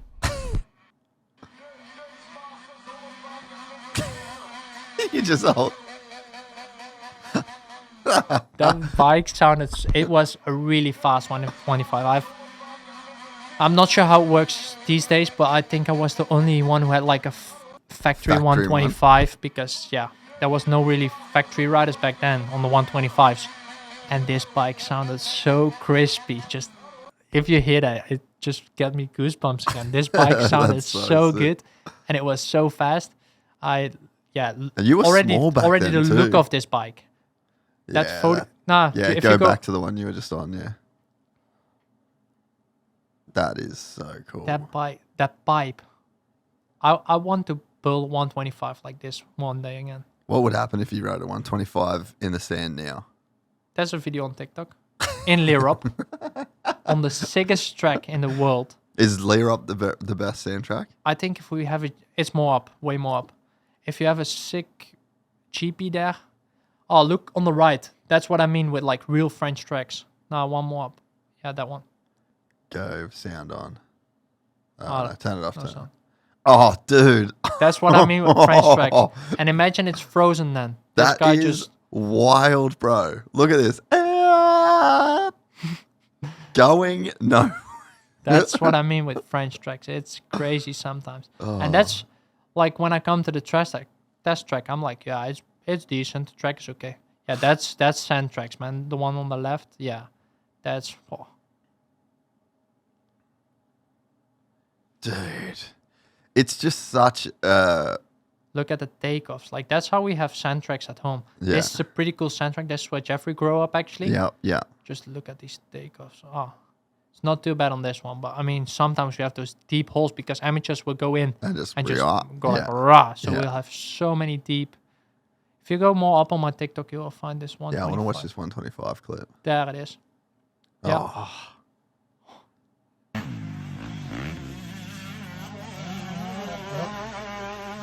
Dude. On this jump is so cool. That is really cool.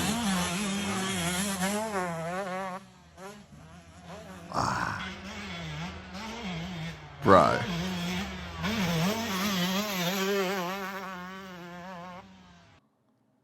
That is fully wedged. It's so cool. That's I pretty love sick. that. Yeah, It's, I really enjoy it. To be born in the Netherlands Yeah. and like you just have, it just gives you this ridiculous skill set that you just can't get anywhere else, you know? And like you were born 20 minutes away from Lommel. Yeah, that's true. It's so cool to be so close to Lommel. It's not like it used to be though. Lommel has got pretty hard and yeah, not like it used to be like really back in the day, but still it's a really cool track. Yeah, and it gives you such a good foundation. Yeah. Like sand, if you spend a lot of time like the Dubai track. Last year I just rode so many laps. I want to go there.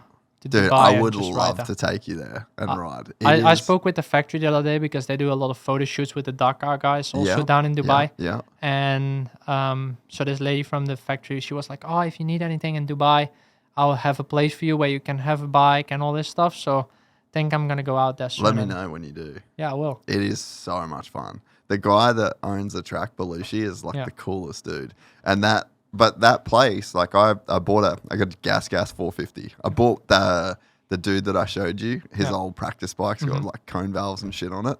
And dude, I just did, I don't know, like hours and hours. And I dropped my lap time. I think the first lap I did was like 7 minutes. I got it down to 5.5 minutes. That's cool. It's though. just such when you spend time, the skill set that you develop from riding, because there's just no other surface that's trying to pull you left and right, and it's just such a unique you have way to of riding. constantly work on a the sand, track. yeah. It's crazy. Like you don't have 1 second of stopping. So, Mm. and yeah, I changed my riding style a lot over the years. But back in the day, it would be all about whips and about like show. Even if you watch those videos down on the right, the one here, which is actually playing, I would just do Click this, on that. Yeah. and then the one on the right of that. Look, this would just be me all warm up long, just throwing whips, and then the one on the right is actually a really fun story. So it's Guadagnini behind me, and Oh, that is dirty, dude. I just came over the finish line and I knew Guadagnini was behind me, but I just went outside because I knew I had enough space to Guadagnini because I wanted to whip the finish line.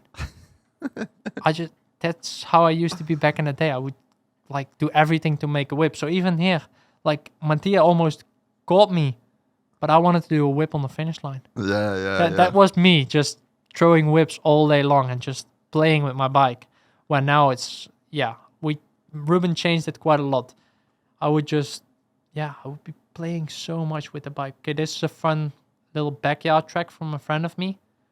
That's pretty sick. It's really sick. It's like a film guy back in Europe. Yeah. He has, like, this is his place. It's so cool.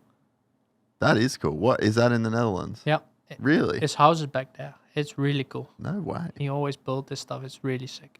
But yeah, so then you sort of like tried to evolve your style Yeah, a so little Ruben, bit to just when be Ruben came more- in, he was like, yeah, if you look at Jeffrey, he doesn't throw whips. Nah. He's just racing. And yeah, like even this would be me all warm up long. Just end up in a ditch at one point in this video. Oh, you don't see it on this video, but Dude, how's the one at Jed? What track was that at? what? Where he just did that scrub over the left-hander. Ah, Beaton. Yeah. Arco. Chad Beaton. Arco Di Oh, was Chad. that at Arco? Yeah. Dude, this thing was hideous. I'm not sure if it's on this video. Go back. Oh, there was one Nah. that was just, you know the one I'm talking about, right? Yeah. I think Rick Heuze got it on camera. Oh, That one. Yeah, Final yeah, MX. It's crazy. Bro. On scrub limit. Yeah, legit. Yeah, this is it, yeah. Oh, This was so gnarly. How fun was it being his teammate? it's He's the best, dude. I talked with him so much this week because he's also for the first time ever riding Yeah, Supercross. yeah. So we've been talking so much. He's like, how are those big whoops, man? I'm like, yeah, it's good. I love it. He's like, did you already drop your front wheel? I said, yeah, but I'm lucky with my long legs. When I drop my front in the whoops, I will get out of it. I finished today, the last day of Supercross, and I haven't crashed. So Really? I haven't been on the ground once. So I posted my worst videos Yeah. on Instagram, and I was like, I'm just winding it up here. And everybody got so like, oh, he can't ride Supercross. He should stay in Europe. And then I was like, oh, I'm just going to leave this. I left it for like a few days until the guy from Hammett posted a few things. And then I was like, yeah, I want to bring it out myself. So I posted just a few clips of having a full lap. And got this full lap. And everybody was like, oh, he learned fast in 1 week. And I was like, I already did this the first day. But I mean, it got, of course, a bit faster. But I was just winding it up and I just loved it. Dude, the funniest part was the AC when we went and golfed. Yeah. That was the first thing that he said to you. He's like, bro, I love that you posted that. That shit would happen to me 5 times a week. It's so good. Like, he's like, but no one ever posts those videos. No, it's been really fun. And We gotta find that.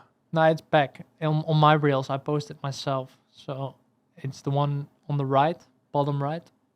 That's the one where I make the mistakes. Everybody's like, oh, dude, that could have been so bad. it could have been bad, but like, yeah. also there, I just skip one whoop and then it wins. Yeah. And then the next video I post is like just me doing some decent lap, doing motos Which one is it? on the left with Tom. Yeah, there we go. Yeah, let's watch this. Did it come quick? Yeah, it came pretty quick. This was like after 3 days of riding. Yeah. And it came really quick to me, actually. I was always worried because I never rode Supercross in my entire career. Especially, of course, not on a 4-stroke because we don't have it at home. Yeah. So I was like, how I'm going to do in the whoop sections, how I'm going to do all that stuff. But, it turned out to be pretty good. And, I really enjoyed it, of course. I wish I could stay here for longer or maybe even could come back. Yeah. Who helped you the most through the process, do you think? It's hard to say. I did a lot of days with Ruben, my trainer. Yeah. And the fun thing for him was he was here 10 years ago with Ben Townley. Yeah. 20 years ago with Ben Townley. Ruben got here 20 years ago with Ben Townley. Then he got here 10 years ago with Jeffrey. 10 years later, he's here with me. So it's pretty fun. And also he was like, it's so crazy to see all those also different styles. Like Ben was apparently super sketchy on the Supercross track. Ruben was shaking next to the track. And then Jeffrey was already a bit better. Yeah. And then Ruben was like, when I saw you, I didn't have one moment of scaring me where I was like, oh, this is not going to end up well. Even that one video where I went over the bars, he was like, I knew you were going to save it because you just had the skill and you were having so long legs and you did it already so many times, like jumping short or you would break. Or he was like, I was never worried once on this whole trip. I am always excited to partner with great brands that I personally use. Quadlock has a wide array of products that integrate seamlessly into every facet of my daily life, whether at the office, en route to my next adventure, or during the adventure itself. Quadlock makes it easy to keep my essentials charged, secure, and in reach. Recently, I've been using the handlebar mount for my phone alongside the new action cam mount.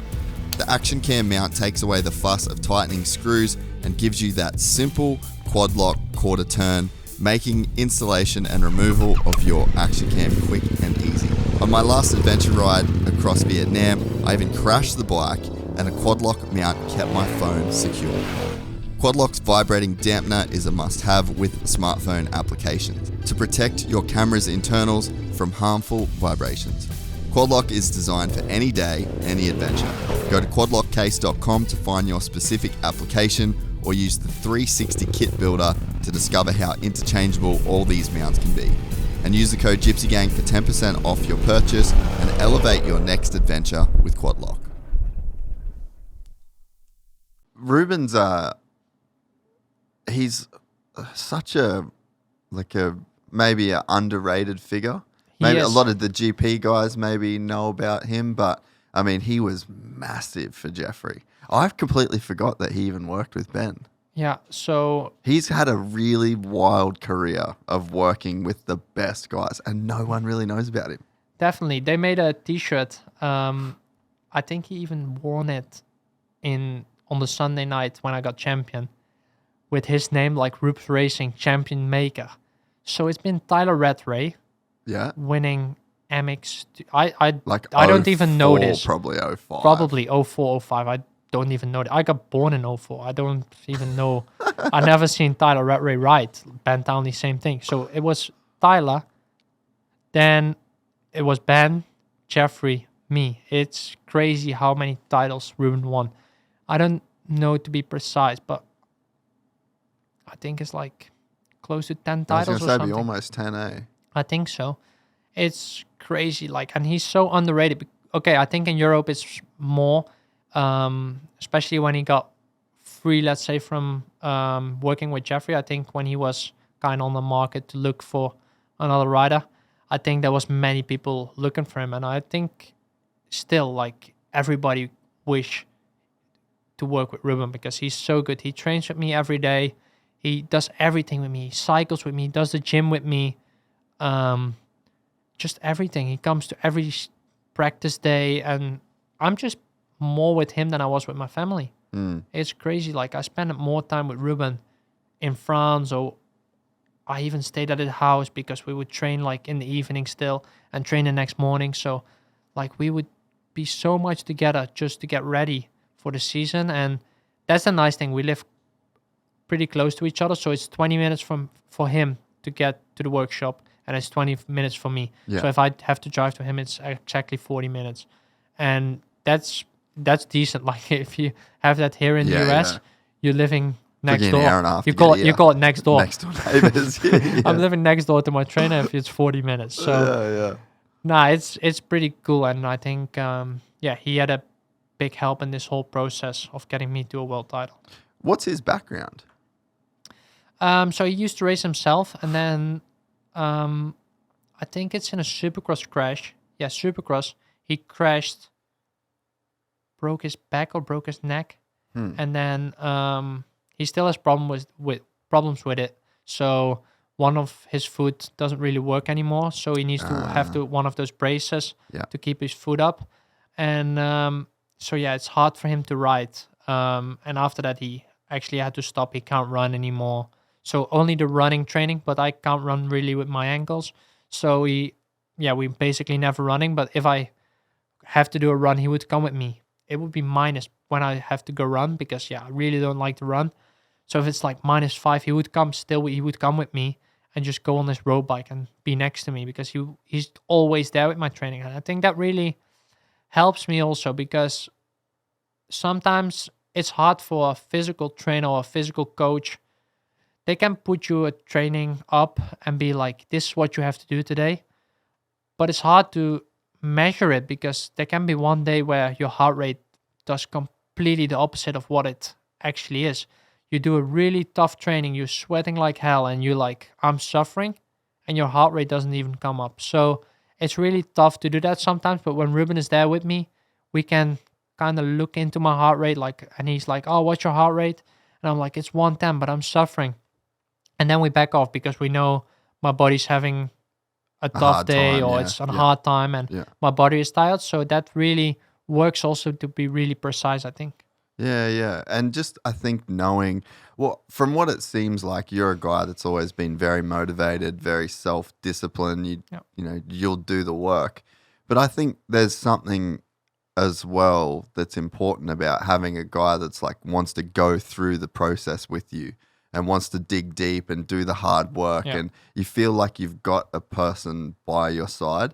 And then that probably also helps with trust on race day and trust in the decisions. Like, you know, this guy's going through everything with you. Yeah, exactly. And also Ruben has been going through everything with Jeffrey. So sometimes he's like, I wish this, because he still has the same bike from when he started with Jeffrey. Because when he started with Jeffrey, he never really trained anymore after his injury. So we had to start on an e-bike. and he still has this e-bike which he uses to go ride mountain bikes. Where in Holland we have to kind of do mountain bike in the winter because everything is frozen.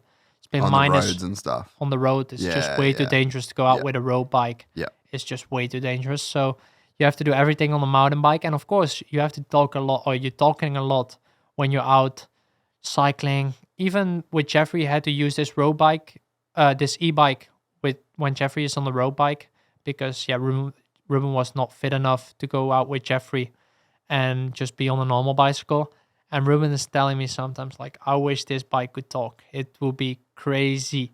Like, the stories this bike went through, it's crazy. Like, Jeffrey, before the showdown with Romain Fevre, Yeah. they went out for a cycle and they just talked for an hour. Like, Ruben's like, I wish this bike could talk. It has so much stories. They spent so much time on the bike because also Jeffrey can't run. Yeah. So they have always had to cycle, and they went to crazy stories. Ruben was like, if this bike could talk, it would be dangerous. Like, I would not allow to sell it because it would just be way too crazy. Yeah. All the stories he went through. What was your relationship with Jeffrey like?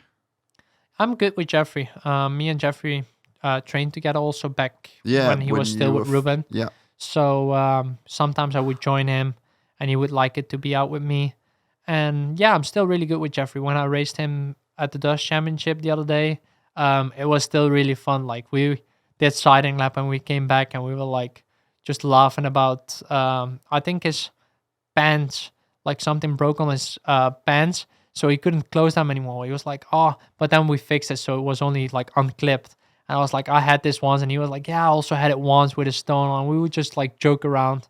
And yeah, it's really fun, me and him together. He's a cool guy. He's a really very, cool guy. I feel like there's a Jeffrey There's two different persons. that he puts into the world. Yeah. And then there's a Jeffrey that's like behind closed doors. Yeah, if you sit at home with him at his couch or at my place, he would be really chill, would be a really cool guy, but he just doesn't like to be out on a GP weekend. He doesn't like to come out of the tent, and it's not because he's cocky or anything. It's just because he wants to be focused, and he doesn't like the tension. That's the whole thing with him. He's just really focused, and he's like, I don't want that because I just want to race, and that's what I'm here for, to do my job. Yeah. And I'm completely different with this. Like, I would go out after even a bad moto. That's what was really hard for Ruben because he worked with Jeffrey. And then to see me it was the last round of the year. We had to talk about this last winter. So it was the last round of the year. I got back from injury with my neck, let's say, when I broke my T5. I got back from injury. And then this last moto of the season, I was leading the whole moto. 2 laps to go, Geerts passed me. And they were like, yeah, of course it would have never happened if Jagger wasn't on his last moto of his career. He just went all in, and he was just way too fast for me those last few laps. But yeah, so he won the moto, and I was like disappointed, but I sat down for like a minute or 2 minutes, and I was like, shit, I just threw away a race win. Could have been on the podium if I had this race win. It would have been second overall. So I was disappointed, but then there was so many fans waiting for me. So I went out. Was the last moto of the year, so I signed my whole bike with all the number plates, the side plates, everything, and we gave it to kids, and they couldn't really understand this because Ruben worked with Jeffrey for so long, and he was like, Jeffrey would never do this. He would be sitting there and be so hard on himself, where you completely different. Like, you would go out and kind of put a poker face on, just be having fun with the kids, making pictures, have a joke with them, and that's something what was really hard for Ruben to understand, where Jeffrey was completely different than me. So that's how you see, like, me and Jeffrey completely different, but still it's fun to see. I think that style, though, Adam talked about it a lot when he was here, because I think he grew up in a very intense environment. You know, like his dad was very hands-on and very, it was just intense for that family. Yeah. And that was a style of like, no, you win, or if you're not, you got to be pissed off. You got to show the people around you that you're pissed off. And otherwise, I think that there's a thing that happens where if you just go and you sign autographs and you take pictures, it's like, oh, he doesn't care. But it's like, I think that there's a there's only a certain amount of time where you can be pissed off at yourself before you just let it go. It's like they say in golf, like the most important shot's the next one. Yeah. It's like you just can't just keep beating yourself Yeah. up. But some people, it's like very motivating. I feel like Jeffrey's a very introspective, very like internal guy, and he could just sit on a stool and just probably replay the whole moto and just go into that mode. But it's just not going to work for everybody. No, Jeffrey would be someone who would go out for dinner in the night with the team, let's say on Sunday night, or with Ruben, and he would just not eat. Like, he would just sit there and he was like, I'm not deserving to eat tonight. But I don't think, in my opinion, that's not the way, because even if you think about the longer process onto the next weekend, if you don't eat on Sunday night, your body is going to be tired Monday morning because it haven't had food. The whole week is going to be a little bit more difficult because, of course, you need the food. You burn so much energy on a race day, where you can punish yourself with something like, okay, don't take a dessert or something, but just not eat at all. I think that's pretty crazy. And where I'm just completely different. I'm like, okay, we just start building for next week again. We just on repeat, just go out Monday morning, do recovery, do some other sessions, and then Tuesday we go again, gym, whatever, cycling, and then Wednesday we go riding. And that's also with me. I'm not riding much, even in the season. So a normal week for me depends how tough the GP was. But there's many weeks this year or even last year where I would not ride between GPs. Like, we were talking about it at the test track the other day. They were Dude, they would not. They were mind blown. Yeah. I told them, like, Rasmus was telling them actually. He was like, so there's many weeks where we have like race on the weekend, go home, do cycling on Monday, do another small session in the gym, let's say, just to get loose and get like a bit of movement, recovery. A bit of movement, recovery. And then Tuesday, you go cycling with with the team. Like, Rasmus would join, maybe a few of the mechanics would join, do like 1.5 hour, 2 hour cycle, just like fun talk with each other, still like kind of recovering because, of course, GP weekends are long, tough. You have Saturday, the free practice, time practice, and it's full on racing from free practice on. You want to put your name on top of the papers on the free practice already. So it's just already from the first moment on, you go out on track, you're like, okay, I need to get a good time in. So a GP weekend is so long where I'm still recovering on a Tuesday. True way. And then even on Wednesday, I'm like, let's go cycling. So we just go for a 2 hour cycle or a 3 hour cycle. And then Thursday, we go for a lunch ride, have lunch quickly, cycle back, do 30 minutes to the lunchroom, let's say, go have lunch there. That's the most Euro shit ever. And then have a coffee, espresso. Have a lunch, have a sandwich. And Friday, we go to the track, we fly to the track, do start practice, do a few stoppies, do a few wheelies. I'm feeling good, ready for the weekend. And they were like, how is that possible? I'm like, do a few stoppies, do 2 starts, stoppie, wheelie, go to the test track, do some more stoppies, wheelies. Feeling good, ready to go. And that's basically what I think out of 20 rounds, I've done this 6 times. 6 rounds, I think. And I would win. Like, it would not be like a weekend where I would come up to the weekend and be like really bad all weekend long. I would just be one from first practice on. That's so sick. I don't know. I just don't feel like I need that much riding. Yeah. And especially, of course, towards the end of the season, it would sometimes be like, from my side, Ruben won't really care about it, but I was like, I don't really need to go riding today because, it's also a risk. It's another risk of getting hurt or whatever. Yeah. So, but even in the beginning of the season, I think it was Argentina. No, Argentina, we have a weekend off. So when we have an overseas GP, we would have a weekend off and then the European race. But it was Spain straight to Sardinia, to a tough gnarly sand track. Yeah, to a gnarly sand GP. That's a sick track. I bet it's not fun to ride, but fuck, it looks cool. It's really fun, but it's like, it's completely different than Lommel, let's say, because it's dunes. Yeah. So it's a really difficult, and it's a lot of 180 turns. Yeah, like the where you turns always back. like kind of stop and go. Yeah. So it's not as much slow-mo where you just keep a flow and keep momentum. Yeah. But it's a really cool track. Like, Dude, I really enjoyed last it. year when it was crazy hot. Yeah, when Flandre won it. Yeah. Dude, I was in Dubai then, and that's when I was doing heaps of sand motos, and I would get on the treadmill and I would run for the whole GP on the treadmill and just watch that, just be like, That's cool. this big sand dune guy. It looks so gnarly, dude. Oh, red plate too, that's right. I had red plate all season long. That's been crazy. Like from the first round on, I had red plate, and it was it was pretty special to have red plate all season long. I mean, it's a dream to even have a red plate one day, but then to run it all season long, it's really cool. Yeah, that is sick, eh? So That's not even built. So imagine that that's bump just from the GP. where they jump from. That's just from riding. That's how deep it is. It's crazy. Yeah, and it was just so hot there too, which is obviously not like Lommel, It was really hot here. It was like 30 degrees Celsius. So you were suffering, and it was really humid because it was next to the beach. Yeah. And yeah, it's a tough one.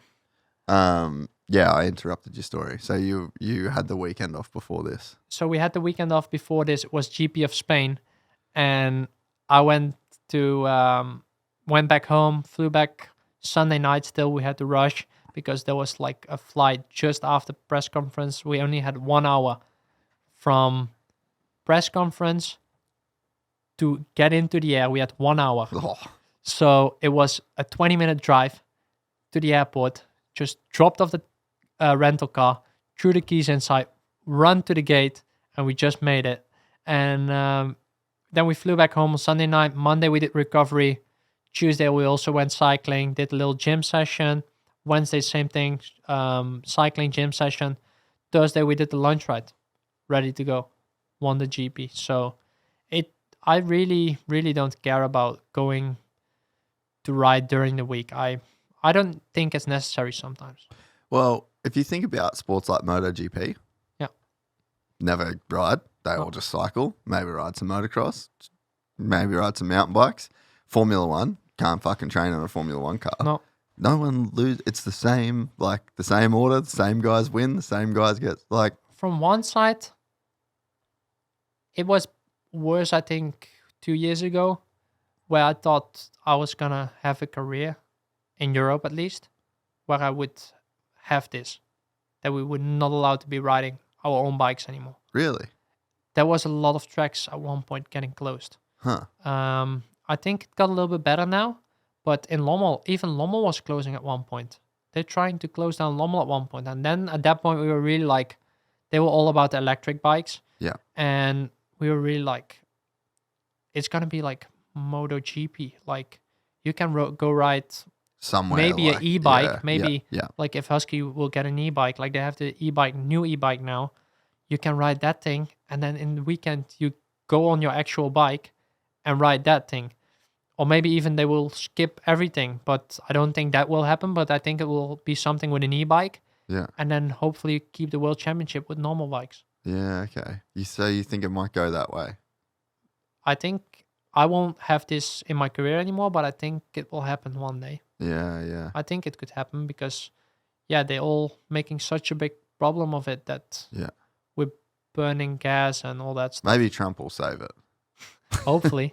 Maybe Trump. But they don't maybe care Trump in will come Europe, man. It's bad in Europe. It's wild, man. It's crazy. Like when I see here, with the smallest things like straws, we all have like carton straws already. Like our drinking bottles, plastic drinking bottles, we're not allowed to take the top off anymore. It's locked to the bottle, so you just cannot take it off anymore.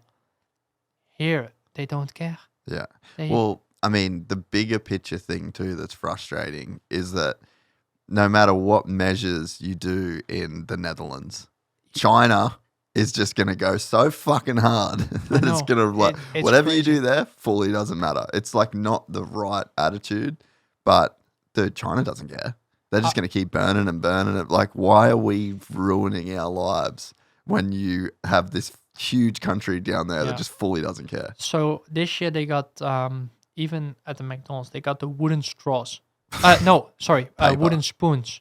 Oh, dude, So after the last round, I went to the McDonald's.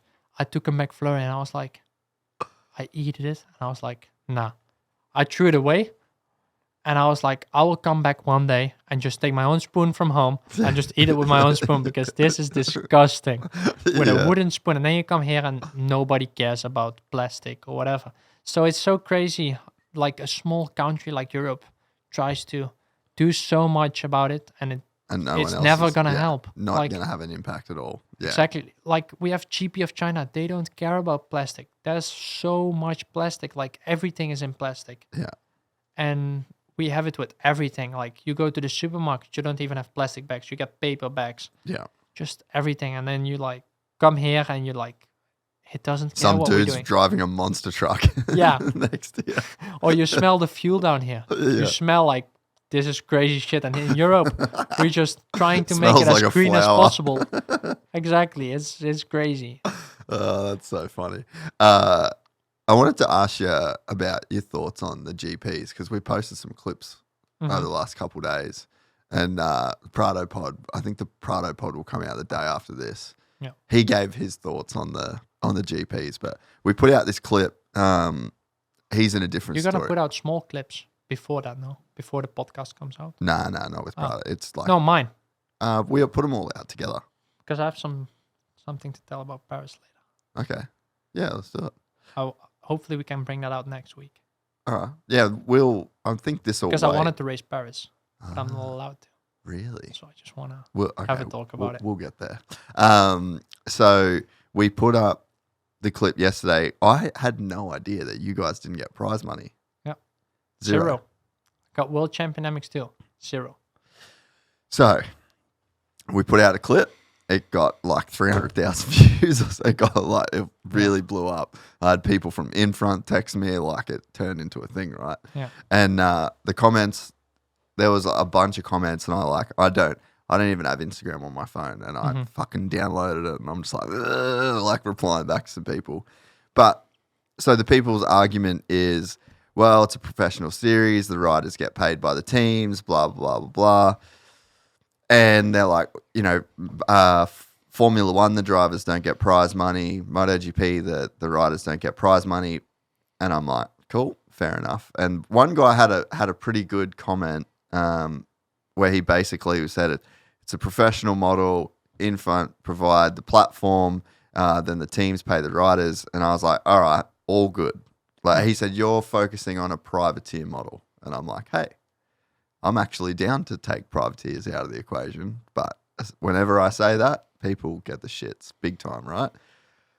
So you got in front that doesn't pay any prize money, but it's €1,000 to enter the race, right?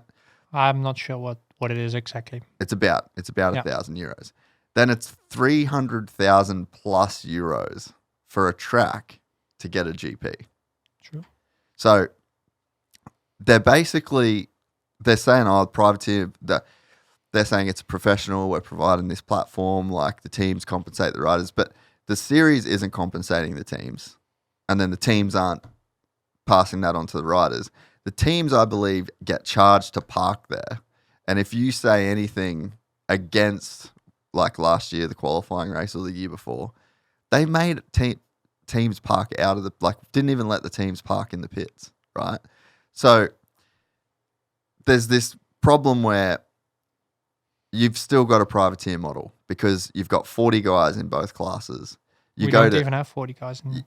And then you go to China and there's like 11 dudes racing. Indonesia, so they're trying to have it both ways. So the people that want to say like, oh, you can't complain about prize money, it's a professional series, blah, blah, blah. I honestly think that's bullshit because you are still doing a privateer model. If you're expecting people to just show up, pay an entry fee, and pay their own, so there's no kickbacks from the teams. To the teams don't pass on money for the ride. So it seems like to me, from the outside looking in, that they're trying to have it both ways. And to say like, oh, they're providing a professional platform, no, they're not. Spain at the last round, Prado's from Spain, and he said that wasn't a GP track. China, not a GP track. Turkey in the middle of nowhere, 5 hours from a city. You're getting no crowds. You're getting no riders. So it's like, to me, that argument doesn't really hold up when you're trying to say that, oh, this is professional. Like, I just think that they're trying to have it both ways. And I think that as long as you keep going to these places that are shit, like you're not showing a world, like if it's not at a world championship track with world championship, right? Like, is it a world championship? I mean, I got your point, and I saw this interview from David Longo, and he was also right. Like, look at my career, and like I told you with Levi Townley, he's gonna go into EMX. He's gonna learn so much from racing the GP tracks. And yeah, you're right. Like Spain, like Jorge said, there's so many beautiful tracks in Spain, and then we go to this place. Why? So probably for the money. But so yeah, that we have so many nice tracks, and then it's right like you said it. But I mean, the EMX class, that's where they spend also a lot of money to have them racing. There's many more things like TV, all this stuff. And if you look at my career, I grew up racing 125, EMX 250. So he's right about like the development from the riders, which they also providing and helping out. But then, like you say, of course, it's tough for a privateer to race, of course. It's expensive. Yeah. Yeah. So I guess I just wanted to, have like a bit of a more nuanced conversation around it, because it's like that was just a 1 minute clip where we were just like essentially reacting to no prize money, So it's like it just didn't really give a full picture of like, I guess the point I'm trying to make in a sense. But what, like, would you think you would like to see anything different from your end as a rider? Yeah, of course. I think they could change the tracks. Like you said, Turkey, we're like 5 hours away from Antalya. And then it's crazy. Like there's no public. They're cheering on a local hero, which is racing there. And so they could really change the tracks. I think that some of the tracks they have are not really, really good, but then they have some really nice tracks. Like I said, like Levi now, he's going to grow up here and just have so many experience compared to US. I spoke with Ryan Villapoto the other day. If his kids want to race one day, he's like, I'm not coming to Europe. I'm going to put them on the EMX 125 250 program, because they can learn so much from racing those tracks. And after that, I'll come back to the US and let them race in the US because of all the prize money, all this stuff. Like the riders are better paid here. And so I think they get a lot of experience, but there is a lot of nice tracks, of course, on the calendar. France, we have amazing tracks sometimes. Even in Spain, the first one in Madrid, really cool track. Also a new built one. It actually was kind of the same like this one we had here. It's next to a shopping center, but it turned out to be really good. This one, the last round, it just wasn't good enough for a GP. But then, yeah, of course, there's many cool tracks also. So, yeah, there's two different ways from it. But, yeah, I get both sides. Yeah, and it's just cool to hear your opinion on it, because, like, I mean, I've only been to a handful of GPs, but obviously I'm just talking to a bunch of guys, and, like, Jeffrey said the same thing. Jorge says the same thing. And it's just like, at some point, I think you have to listen to the guys that have spent so much time in the series, you know what I mean? Yeah, and they're right. Like when you look at the AMA track, it all looks picture perfect. Like the track is perfectly ripped. But that's the thing. EMX races. So on Saturday, we got a lot closer with the track guys this year from MXGP. We have meetings with them. So every weekend they put one MX2 rider, one MXGP rider, and you can go to this guy and they will go to in front at night, talk with them about how the track was today, blah, blah, what can we change for tomorrow? And so we got a lot closer with the track guys this year. And I think it helped a little bit We still need to improve, of course, when you look at the AMAs. But sometimes we're also struggling with the dirt. We have in Europe, where here most of the tracks have so good dirt. But like with watering and all this stuff, they listened a lot better this year. And I think, this year was a lot better. We had one race where they just overwatered it, and they were like, we pressed the button twice, and we couldn't stop this. So, but they've been working better and better on it. And of course, there's still ways to improve it, but it got a lot better. But on Saturday, they just don't have time. They told us a few times now, and it's true. Like, they start at 8 in the morning, or even 7:30, I think. And it's EMX 125, EMX 250, maybe even WMX. Then it's MX2, MXGP. And they have like a 5-minute break somewhere just to put water, fix 1 or 2 takeoffs. Where we, even as riders, like sometimes can go up to the track, like, please fix this takeoff because there's a big sketchy edge in it or whatever. So we will go up to them and they will fix it for us. But they just have like 5-minute breaks where they hardly can do anything on the track. Where at the AMA, it's more spread out. Like, they have a little bit more time to work on the track. And that's what I mean with the EMX stuff. It's so packed on the Saturday that they can't do anything on the track. And they just don't have time to prep it. Where it's like EMX. So it's like our free practices. Then we go again, EMX's time practice, WMX time practice, MX2 time practice, MXGP time practice, first moto of the 125s, first moto of EMX 250, and then we go into our qualifying race, where it's also like a 5-minute break. So they just water quickly, maybe fix the start. That's where they're going to need dozer for. And then with the Bobcat, they can fix 1 or 2 takeoffs. Yeah. Yeah, and it just doesn't leave time at all. So, and you just don't have more time because, you can't. We don't have more daylight. No, exactly. We don't have more daylight. So, especially on the Saturday, the track can be really gnarly sometimes with qualifying, especially MXGP. EMX won't beat up the track as bad as MX2 will. So, sometimes end of the MX GP qualifying, the sun gets low because we just don't have more time. And that's the difficult thing, I think. Yeah. Yeah, and you got to think, like, if it's $1,000 or €1,000 entry fee, and what in front's going to clip 40,000 euros from, entry. Like, it's a lot of money. Yeah. It's a lot. Like, that's also something for privateer. Like I said, it's expensive to race MXGP, and as a privateer, I think it's hard to do a full season because it's hard to even enter. If you would bring this price down, we will have 40 riders for sure. Yeah. Because there's many guys. And sometimes you see this with the EMX guys when they don't race EMX. So that's also the thing.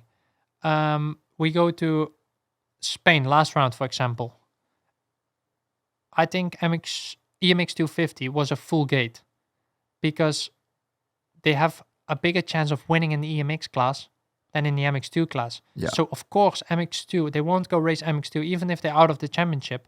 Why would they go race MX2 and get 15th or maybe have a really good moto and be EMX 250 top 3 race winner, whatever, and be on the same TV, same thing, and be in pictures? So I get it from like the EMX guys when they will choose for EMX 250 weekend compared to an MX2. Yeah, and if you want to have the privateer model, right? So this is where Formula One, it's 20 drivers, right? 10 teams. And then there's like Ferrari gets a payment no matter what because they're the oldest team. You get a payment per point that you score to the team. The team gives a driver bonus per point, but and you just always have full gates. It's all there's always professionals there. But when you're, like you just said with the EMX guys, right? It's exactly what you said. If there's no prize money in the MX2 class and there's no prize money in the EMX class, so you're walking away with the same thing, but the chance of a better result. So that's, I think, the incentive to, if you give people prize money, if you're going to have a privateer model where you're relying on participation, like you're hoping people show up to your race, right? You're not paying anyone to be there. You're just hoping that they show up. There has to be like an incentive to do that. And Supercross, for as much as I don't think there should be privateers in Supercross. I think that there should be the top fastest 25, 30 guys. And if you're not in the top 20 during the day in practices, you just don't get to race, right? There should be enough people there that in case someone gets injured or whatever. But it's like, I don't know why we have 120 dudes that fucking can't even triple the triple. Like, they shouldn't be there. But you can be a privateer in Supercross and you can make your money back by getting into the night show. Like, I remember Ty Simmons, you probably never heard of him. It was so funny, actually. It was his first ever race, A1. I think he got 4th in the LCQ. And first time ever racing in America, A1. And he's like all bummed. He's fucking sitting there. And then a dude from the AMA walked up to him and he's like, here you go, mate. And he's like, what's this? He's like, it's your check for 4th in the LCQ. He made like fucking $1,800 or something. He was cheering. But, like, and then I got another friend, Cody Mackey, privateer from Australia, right? He came over, just race a series. He made like 40 grand for the year. Yeah, that's crazy. By just making night shows. The same with Harry Kulas.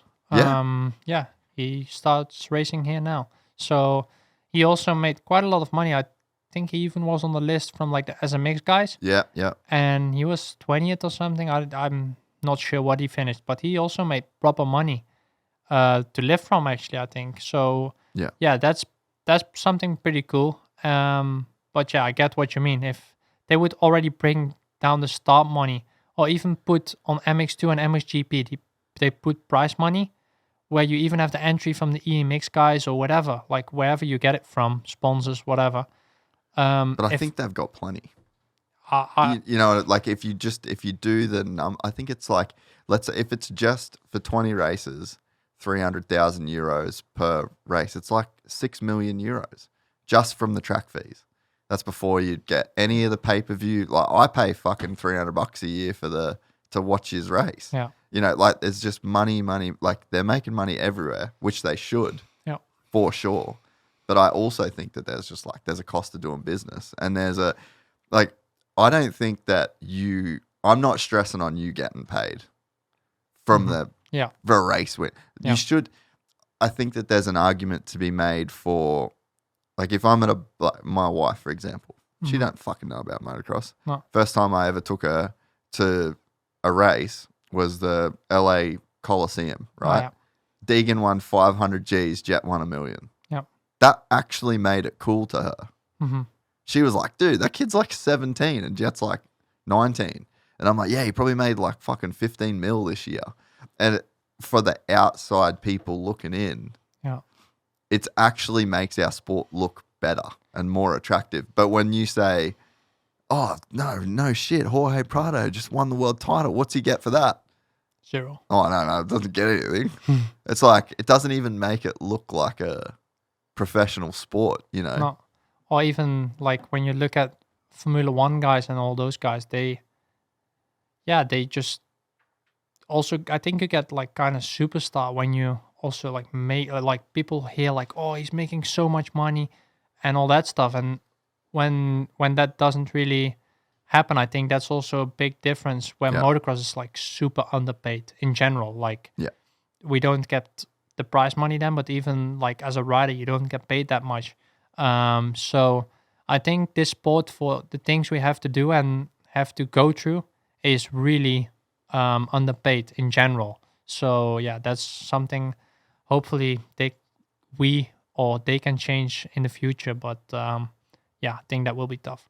Yeah, and I just think that there's like, again, if you're gonna rely, like, you're asking people to come to your race. Yeah. And it shouldn't just be, oh, well, we just fucking put on the best race. It's like, well, costs a lot of money to come here, you know. And again, I hadn't really thought of the point that you made with the EMX guys, but it's like, you're not even incentivizing EMX riders to take the next step in their career. They're just going, They're going to really need a factory team if they want to do the next step, because as a privateer, it's going to be tough to race 20 rounds, especially the overseas one. So I think here you can basically, if you doing crazy stuff, you can drive everywhere. Yeah. To each round. Yeah. And at home it's just impossible. So you have to fly your bikes out with the crates, which is super expensive. Like, it's unbelievable. I think it's close to like 50,000 euro per rider to send your bikes to China or to Indonesia. So it's really, really expensive to go to those races as a privateer. It's like impossible, let's say, or you need to have a really rich background, let's say. Yeah. But for the normal privateer, it's impossible to do that. Where here you can drive. Okay, still you're gonna need to pay 1,000 euros of the fuel, but it's possible. Yeah. And that's not possible down in Europe. But like you said, maybe they should change something with making prize money for the entire field. Even if you get 20th, like get a point, Yeah. you should get prize money. So like people racing also for their money. Yeah. And then it also makes more sense to go from EMX 250 class to the MX2 class, where now it's like, yeah, I want to shine, I want to be in the picture, and I want to get a factory ride. Why should I go to MX2, have a mega result, and be 15th, where in EMX I can maybe battle for a moto win, and they see still the same guy, and they're like, oh, he can win in the EMX class, so probably he can battle up front in the MX2 class. Yeah. So, yeah, I get what you mean, and I think that's one thing they maybe should change. Yeah. And maybe I don't know everything. David Lungo, if you want to come do the podcast, you want to set me straight, you want to correct me, I'll be happy to sit here and listen.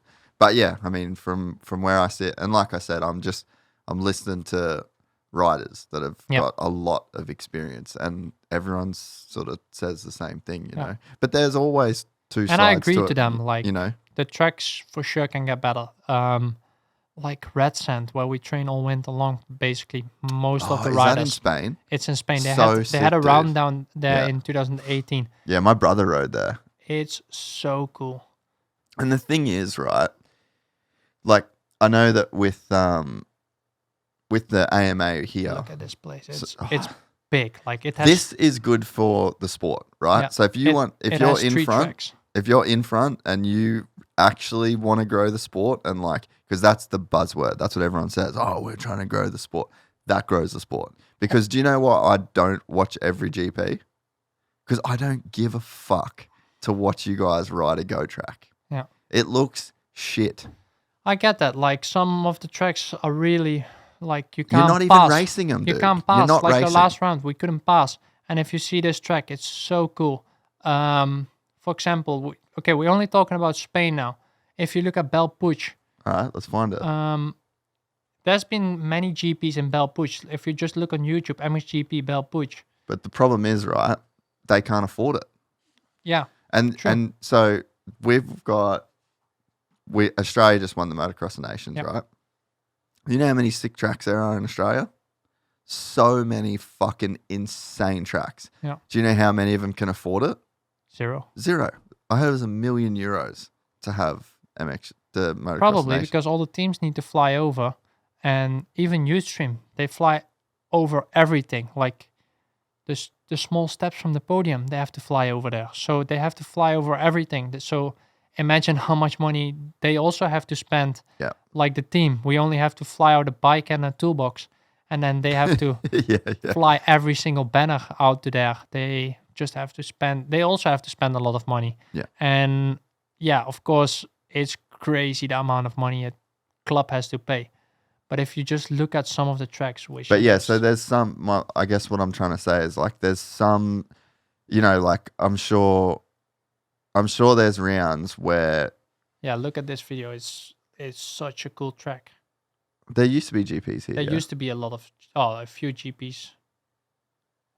Because I remember, dude, when I was growing up, I had the 2004 season highlights DVD. Everts won, Townley won, and dude, I just watched that DVD so much. And all of the tracks, like Lirop was on there. You had Volkenswaard was on there. You had obviously Lommel.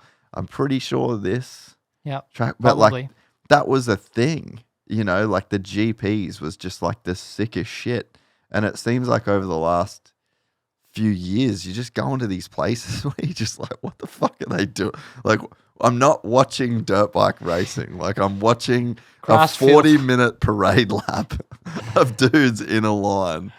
Like, bro, Argentina. That's an unbelievable track. That's sad that that's out of their control. It's not there But anymore. I watch that every year Yeah, of course. It's because I'm watching the best dudes in the world racing. racing the sickest shit. That's what you want to see. And I'm sure it's the same in Formula One, right? Like you have some of the races in the Middle East where it's like, it's not amazing. Like charge the fuck out of them. Have a couple of them, make your cash. But like you should, if you're just driving all your gear there and you've already got your banners, it's in Europe, it's 3 hours away from the headquarters. Like, do we need to make hundreds of thousands of euros off this track? Like, could we for the good of the sport, for like the image of the sport, like does every track have to be worth this much money? Yeah. And they do that shit here. Like some of the tracks have been around forever. They don't pay as much as some of the newer tracks, you know, of course. because they need to go to the best shit. Yeah. And that's what I mean. Like those tracks are so cool and we don't get to race that because it's just way too expensive.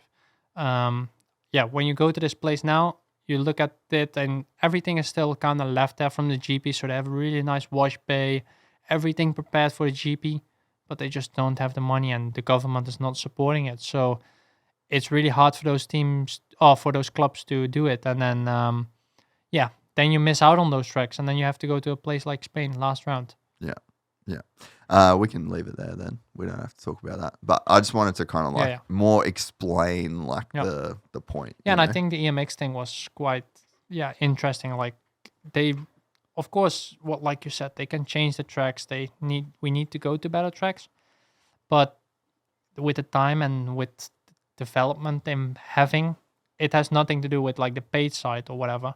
But it's still like a development where they also have to invest in.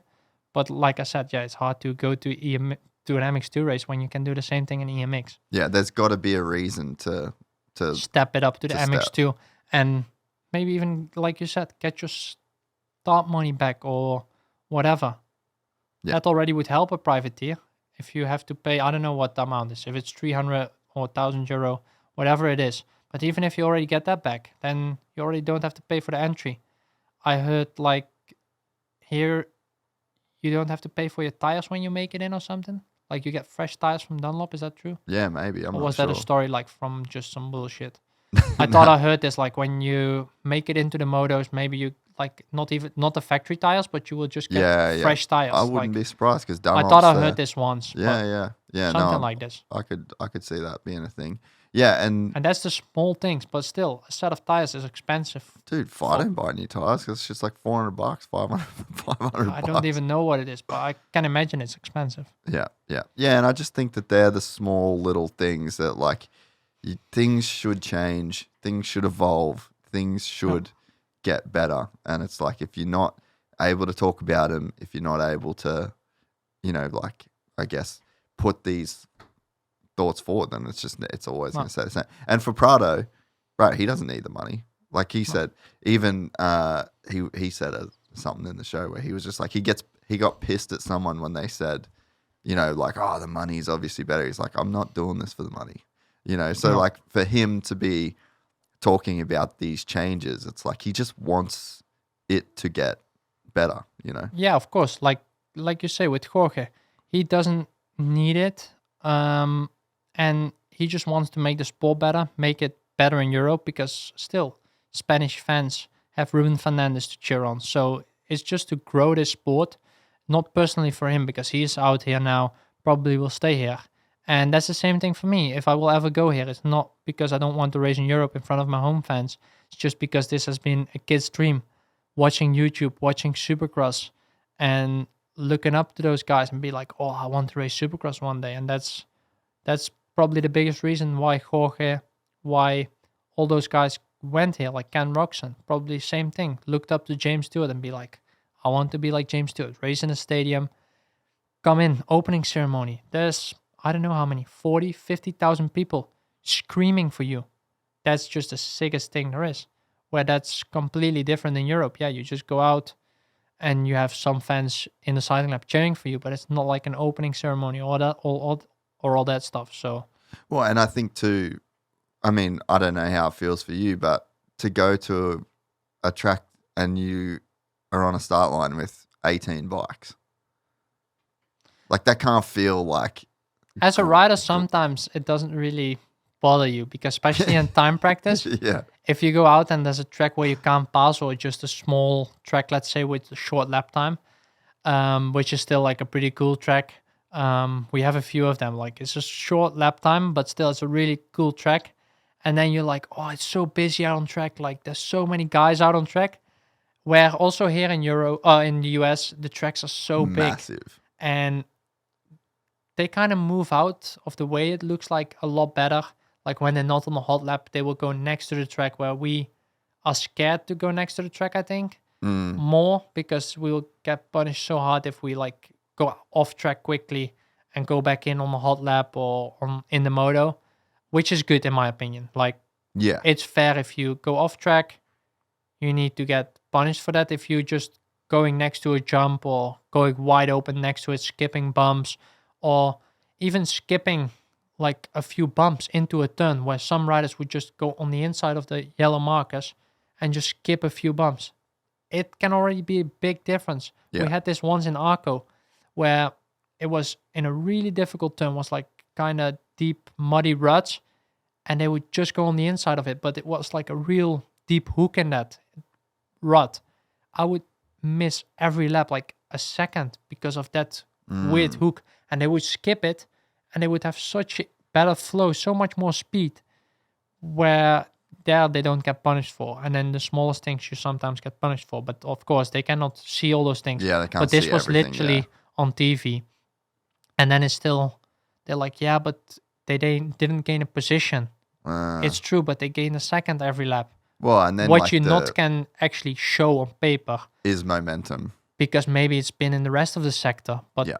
we could actually see it as a rider and as a team, because you're looking at it every single lap. You would just see the gap get bigger every lap on that particular part. Yeah.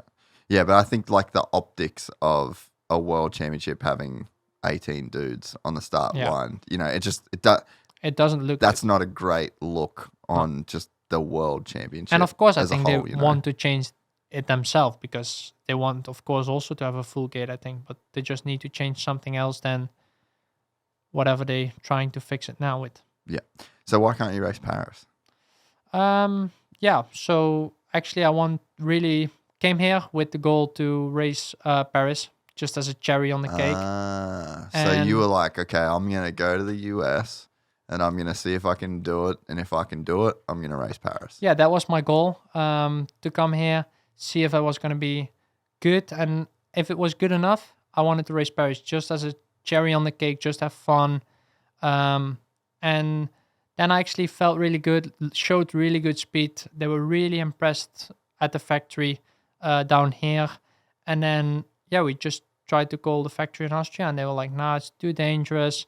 But I mean, it can also happen next week if I go to Lommel. I can also crash. I can also go down. And they're like, yeah, but it's also dangerous to go racing against a French guy who wants to beat the world champion. I mean, I can go to the practice track in Lommel. They can take me out. So there's so many reasons why You can get clipped on a road bike. I had that before. I was before Sardinia 2021, 22. I got clipped. No, 21. Sorry, 21. I got clipped by a road bike on my road bike by a car. Broke my wrist. So there's so many things which can happen, and I think I showed really good speed in Supercross, and not only the speed. Of course, I also get the safety, but I haven't had.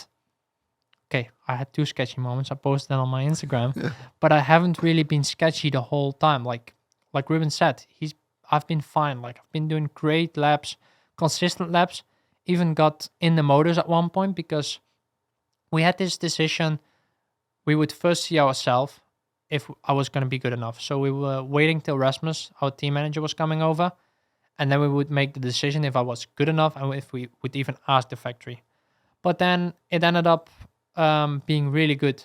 Done that day, like the whole program, within 2.5 hours, within 3 hours, I did 5-minute moto with plus 1 lap.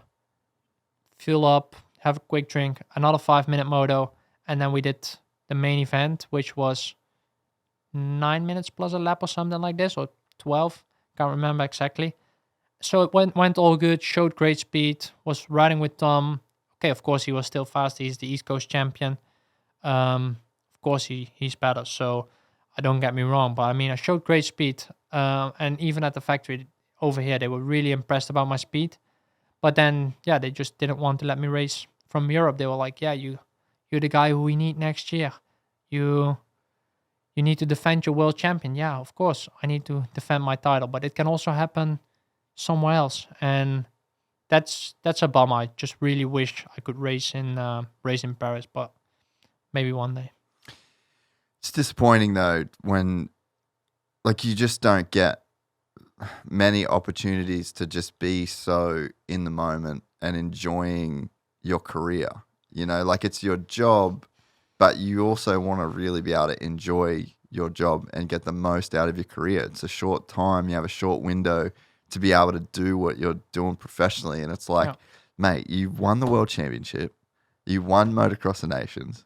You've come to California. Brilliant laps at the test track. Fixed your golf swing.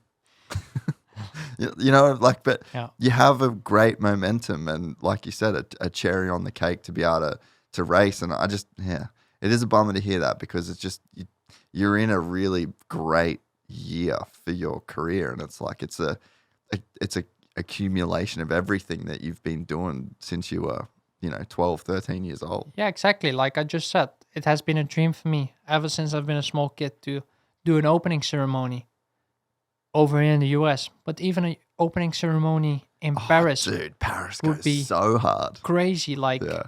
And there will be so many Dutch fans coming. I already know so many Dutch people which will be there.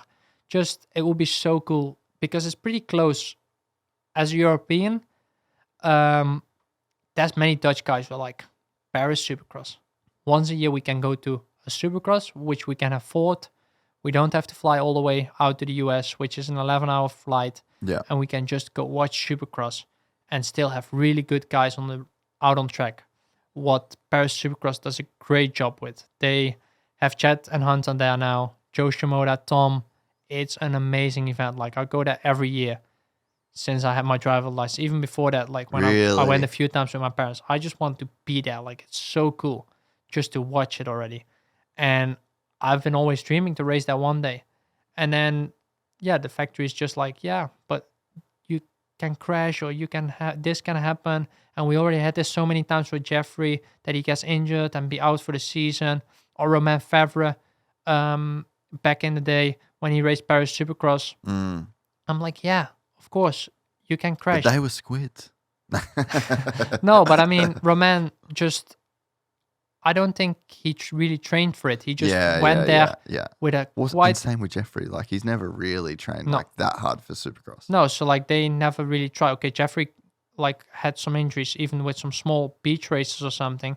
But that has nothing to do with me. I mean, I'm a completely different guy, and I have my own things I want to achieve. Where Jeffrey wants to be the greatest of all time, which he basically is close to. He won't be able, I think, to get the 10 world titles in MXGP or in the MXGP series. But he's got the most. But he got the most race wins, which is unreal. I don't think anyone will ever beat. What is he on now? 107, 108. A lot. I don't think anyone will ever beat 110 GP wins, and for sure he will get more in the next few years. So I think that's something which is impossible to do. But then it's just a bummer. Like, you see, Caroli did it 1 year, Paris Supercross. Maxime Renault did it. It all went fine. And then they just always... That's what I feel like. They're always highlighting...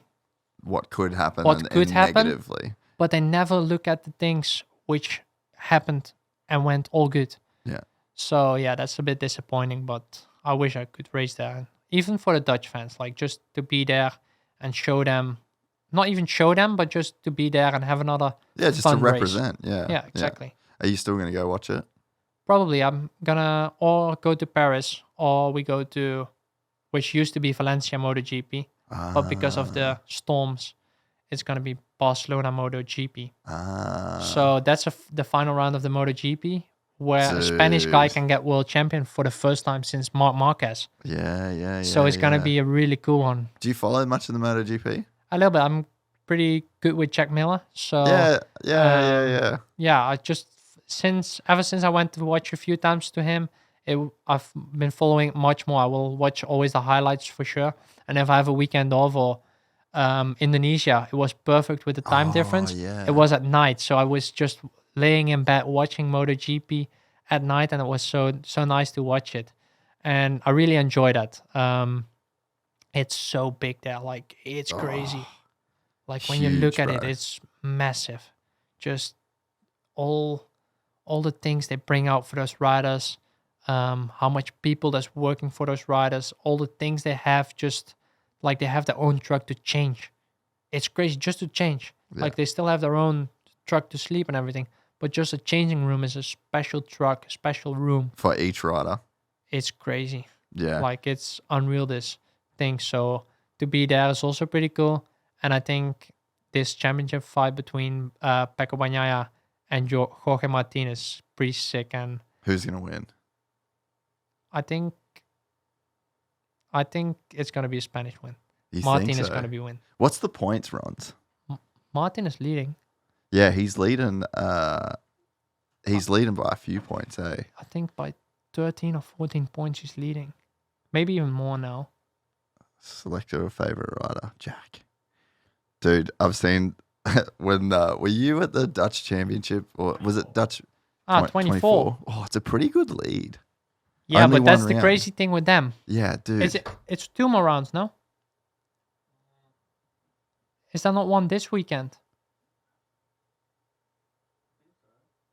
No, it's the EICMA show this weekend, so it's not.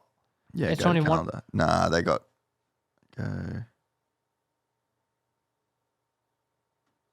What's the date this weekend? Yeah, that was last weekend. Oh, so they have 1 round to go. Dude. Yeah, he basically has to bring it home. But the crazy thing with MotoGP is if you tuck the front once, Over. done. Oh. 25 points for the other guy. Did you see Jack's crash on the weekend? No, I haven't seen it. I haven't watched dude. from this weekend actually. Bro. I actually saw his Instagram post and I was like, oh, what happened? But I haven't watched this weekend, to be fair. Crazy I bad. saw the picture with his neck like in between, really close to Fabio's bike. It was bad, dude. Wonder if they're going to show the video. Yeah, the first thing I saw in the morning, I opened up my computer. Look at that. Oh. And the high side, I wonder if they show from the front angle. Like you could see on the wide.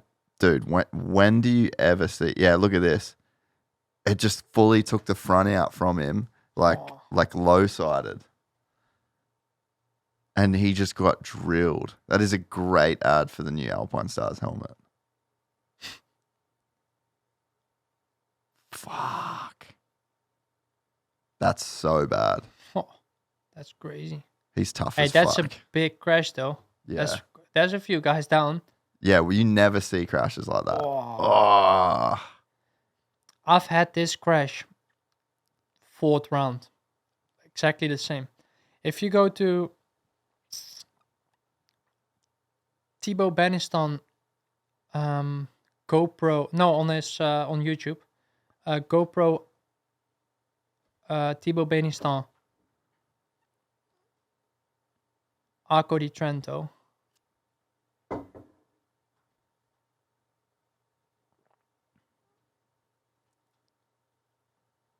That's the start. Oh, that's the craziest video ever, though. Which one? This one. Really? Latvia. How I scrubbed past him. Oh. So should we watch this one? Yeah, watch. Let's just watch it for the scrub. It's It's got to be there. lap 6 for the lead.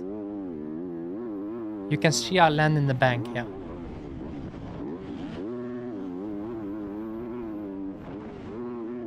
Look.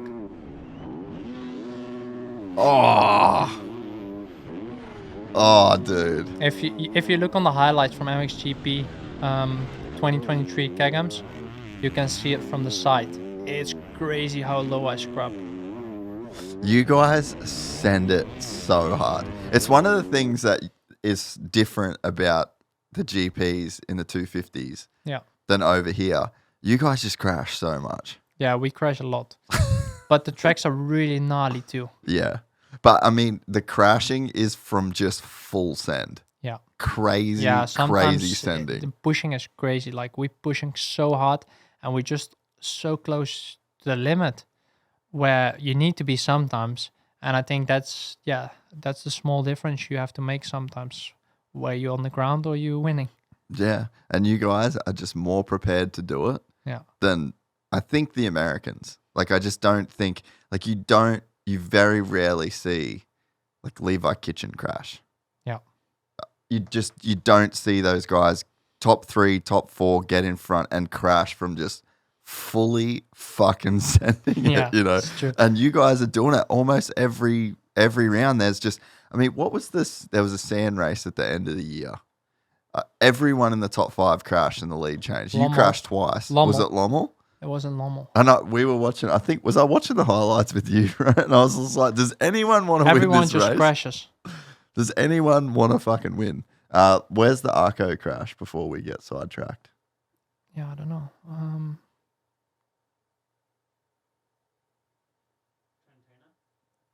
Yeah, maybe put in Trentino.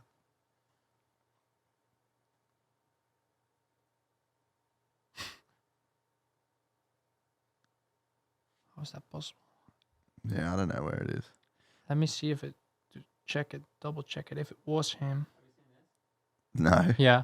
Oh. What happened here? Oh, no. Tebow. That's also a nice way to celebrate, though. Oh, bro. He looks like a full-blown coon there. Have you ever seen, what was the name? Brandon's first race? Have you ever seen that video on YouTube? Bro. You're about to watch the best moto YouTube clip of all time. Full screen, full screen, full screen. Oh, I've seen this on Instagram. You can't have not seen this. Oh, they're 2 classes together. This is the best, bro. I remember watching this as a kid. I wonder how long this has been on YouTube. Watch this, watch this. Great reaction. Back of the pack. Both are back. Look at-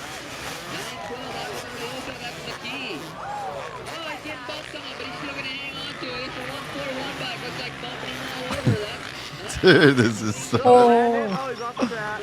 this is so good, dude. Oh, that's Watch, the best. watch. Is this the one where it goes through the whoops? Oh, I can't remember. That's Brandon. Oh. Oh, shout out though, straight back on the horse.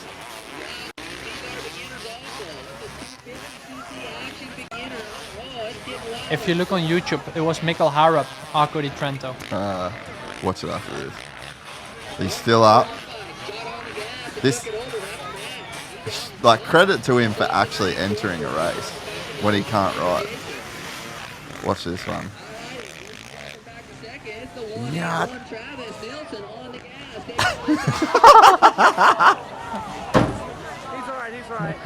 He's all right. He's alright.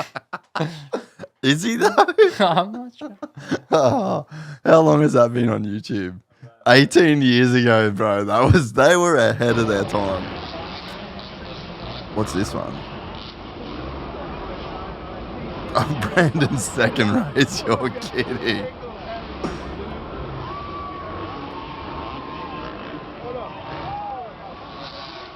Dude, shout out to him though for having a crack. Oh.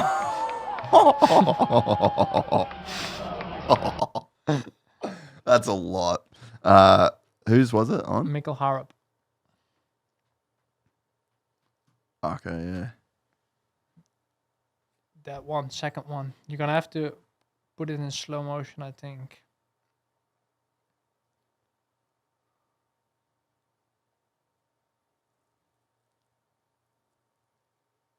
Yeah. So where are you? So I'm Oh, next yeah, to on the right.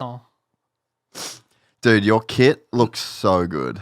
Look into that rear wheel. Oh, It was bad.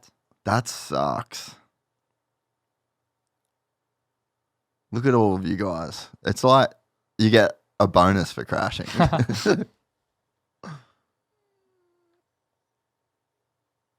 Oh, That sucks. that's kind of the same thing what happened to Yeah, Jack. literally the exact same. Turn that down. That's bloody. Oh, you don't have headphones on. You don't. You don't realize how bad that sounds. Yeah. So Jorge's getting it done then. Yeah. I'd like to see him get it done. He's a freak, dude. Like a freak, man. When you see some of the ways that he can turn a motorcycle, it just does not look right, eh? He's good. He's really good on the bike. I Have- mean, Are you friends with any of those guys or just Jack? yeah, I'm good with Jack. I seen Jorge ride the MX bike, let's say, with Lucas. Yeah. He was good with Lucas. But even Jack, like when he throws whips, man, it's crazy. Like he doesn't bring back the bike. So he whips and basically stays sideways and just, lands and holds just it on. holds on and just Yeah. muscles his way out. It's crazy. Dude, he sent us a video because he was training. He did a national at home. Yeah. Did you see the video of him doing the national? Yeah. He rode sick. He rode really good. And He told me about this because we were in here just before the Junior Worlds and we were riding together. But this guy is crazy. Like he was like, yeah, I saw a sidecar. And I was like, don't crash into him. Next thing, what happened? Jumped on the back of the sidecar. Just landed on the back of the sidecar. I'm like, mate, how can you even Yeah, I was just looking at the sidecar and just went straight to the sidecar. I was like, man, relax. He just came back. The bike completely bent, peak off, got his shirt ripped open. He was like, I'm all good. I always do that. First session I go out, have a big crash, then I have a little small one, and then I'm good for the rest of the day. I was like, mate, how can you do this? He was beat up, and he was like, I'm all fine. Do this all the time. Dude, he is one of the loosest humans on earth, bro. He's crazy. You have to go hang out with him in Australia. Yeah, I would love to. One day, he has a sick track at his house. He showed me. Yeah, it's cool. And It's really cool. bro, he's like you on the pit bike, but on a 450. He just rides all day and just gets day. loose. Yeah, all day, just full send day. It's so funny. It's cool. He sent me a video when he was training for that. Race Yeah. in Toowoomba. Yeah. And he I think it was a Dutch Masters or something that he did or Yeah, like a that was the. Was that the day he It jumped on the was no, sidecar? it was the week before that race. He was like, "Yeah, I'm gonna race on the weekend, but don't tell anyone because I don't think I'm allowed to race. But never mind, I'm just gonna race." Yeah. He just doesn't care, and he's like, "I'm not asking anyone. I'm just lining up. They won't even see it." And then he went to race there, and it was so cool. Like he was like, "Yeah, I'm practicing for it, but yeah, after a lap, I have arm pump." Oh man, the track at the national that he raced was like an A style. Yeah. Just up and down I've hills, seen it. It's massive crazy. It's shadows, cool. like huge ruts, dude. Like, bro, Jed Beaton went past him. He lapped him, and Jack was just like, "Holy fuck!" He's like, "I'm so glad I did the race, Yeah. just so that when they lapped me, it was him and Webster. They won the race by I don't know. They probably beat second by like third by 30 seconds." And he's like, just how fast they come past me when they lap me. He's like, I'm just glad I got to see it in person. It's But cool. it was gnarly. But he sends me this video of, I think it was that Dutch race that he did before it. And he like went off and crashed like right before the finish line. I'm like, bro, you look tired. He's like, dude, I was so fucking tired by the end of this race. Yeah, that's the thing with the Dutch sand also. It's so tough. Like just physically, it's so hard and so demanding. Yeah, dude, does not look. I mean, it looks fun for guys like you, but man, anyone else would just be an absolute torture. Yeah, it's crazy. So, do you reckon you would have smoked Deegan if he showed up at Motocross of Nations or what? I don't know. Come on, talk some shit. Why? Because you like it. I mean, I hope to race him one day though, but That's the showdown the fans want to see. yeah, of course, the fans want to see that, but I mean, he's in a completely different category at the moment. He's racing AMA, I'm racing MXGP. So all the bullshit everybody's talking, I mean, we will see one day, Probably we'll race each other one day at the Motocross of Nations or wherever, and then we will see. So, yeah, can't wait for that day. I think it's a cool rivalry. It's cool. Like, I mean, I'm all good with it. Like, I mean, we will see until we beat each other. If he beats me, all good. Fair Then play. he's the fastest rider in the world. I mean, if I beat him, then I'm the fastest rider. We'll see one day. Yeah. Yeah, I think it's cool with your personality. Like I think the thing the sport lacks at times is guys that are down to talk a bit of shit and be, like you said, just winding them up. Yeah. You know, and I think that the comments that you made, there were so many Americans that had just never heard of you No, it's true. at all, you know, and you win Motocross of Nations, dominant performance at Motocross of Nations. And also as well, I think the impressive thing that you did at Motocross of Nations, it's like very underrated, is you did it the week after winning a world championship and your first world championship. Yeah. The amount of pressure that you would have been under in Spain to win that. Yeah. And like Jorge said, he's like, bro, Motocross of Nations, I was fucking toast. Yeah. He's like, I got out there, the track was gnarly, and I just was like, you know what? I'm done. My year's done. And you found a way to find something in that race to fight for. And I just think that makes that win even more impressive. Like, you just don't normally see guys that just come off winning a world championship the week before, especially not their first one, find enough like mongrel in them to go out and put on that kind of performance. It was basically that. It was just all hard what I put out there in the Motocross of Nations because I came back from Spain Monday night. So, of course, we partied Sunday night. Came back Monday night. There was a lot of people at the airport waiting for me, friends, family, because I just landed in Eindhoven. So, it's only like a 10-minute drive from my house. So, there was a lot of friends, family waiting for me when I arrived at the airport. Then they came with me to the house. We had they got fireworks ready when I came into our house. And then on Tuesday afternoon, there was a little prize giving ceremony for me in my own town where, there was so many people, man. It was crazy. Like, I think close to 1,000 people, which is pretty crazy for a small town like where I live.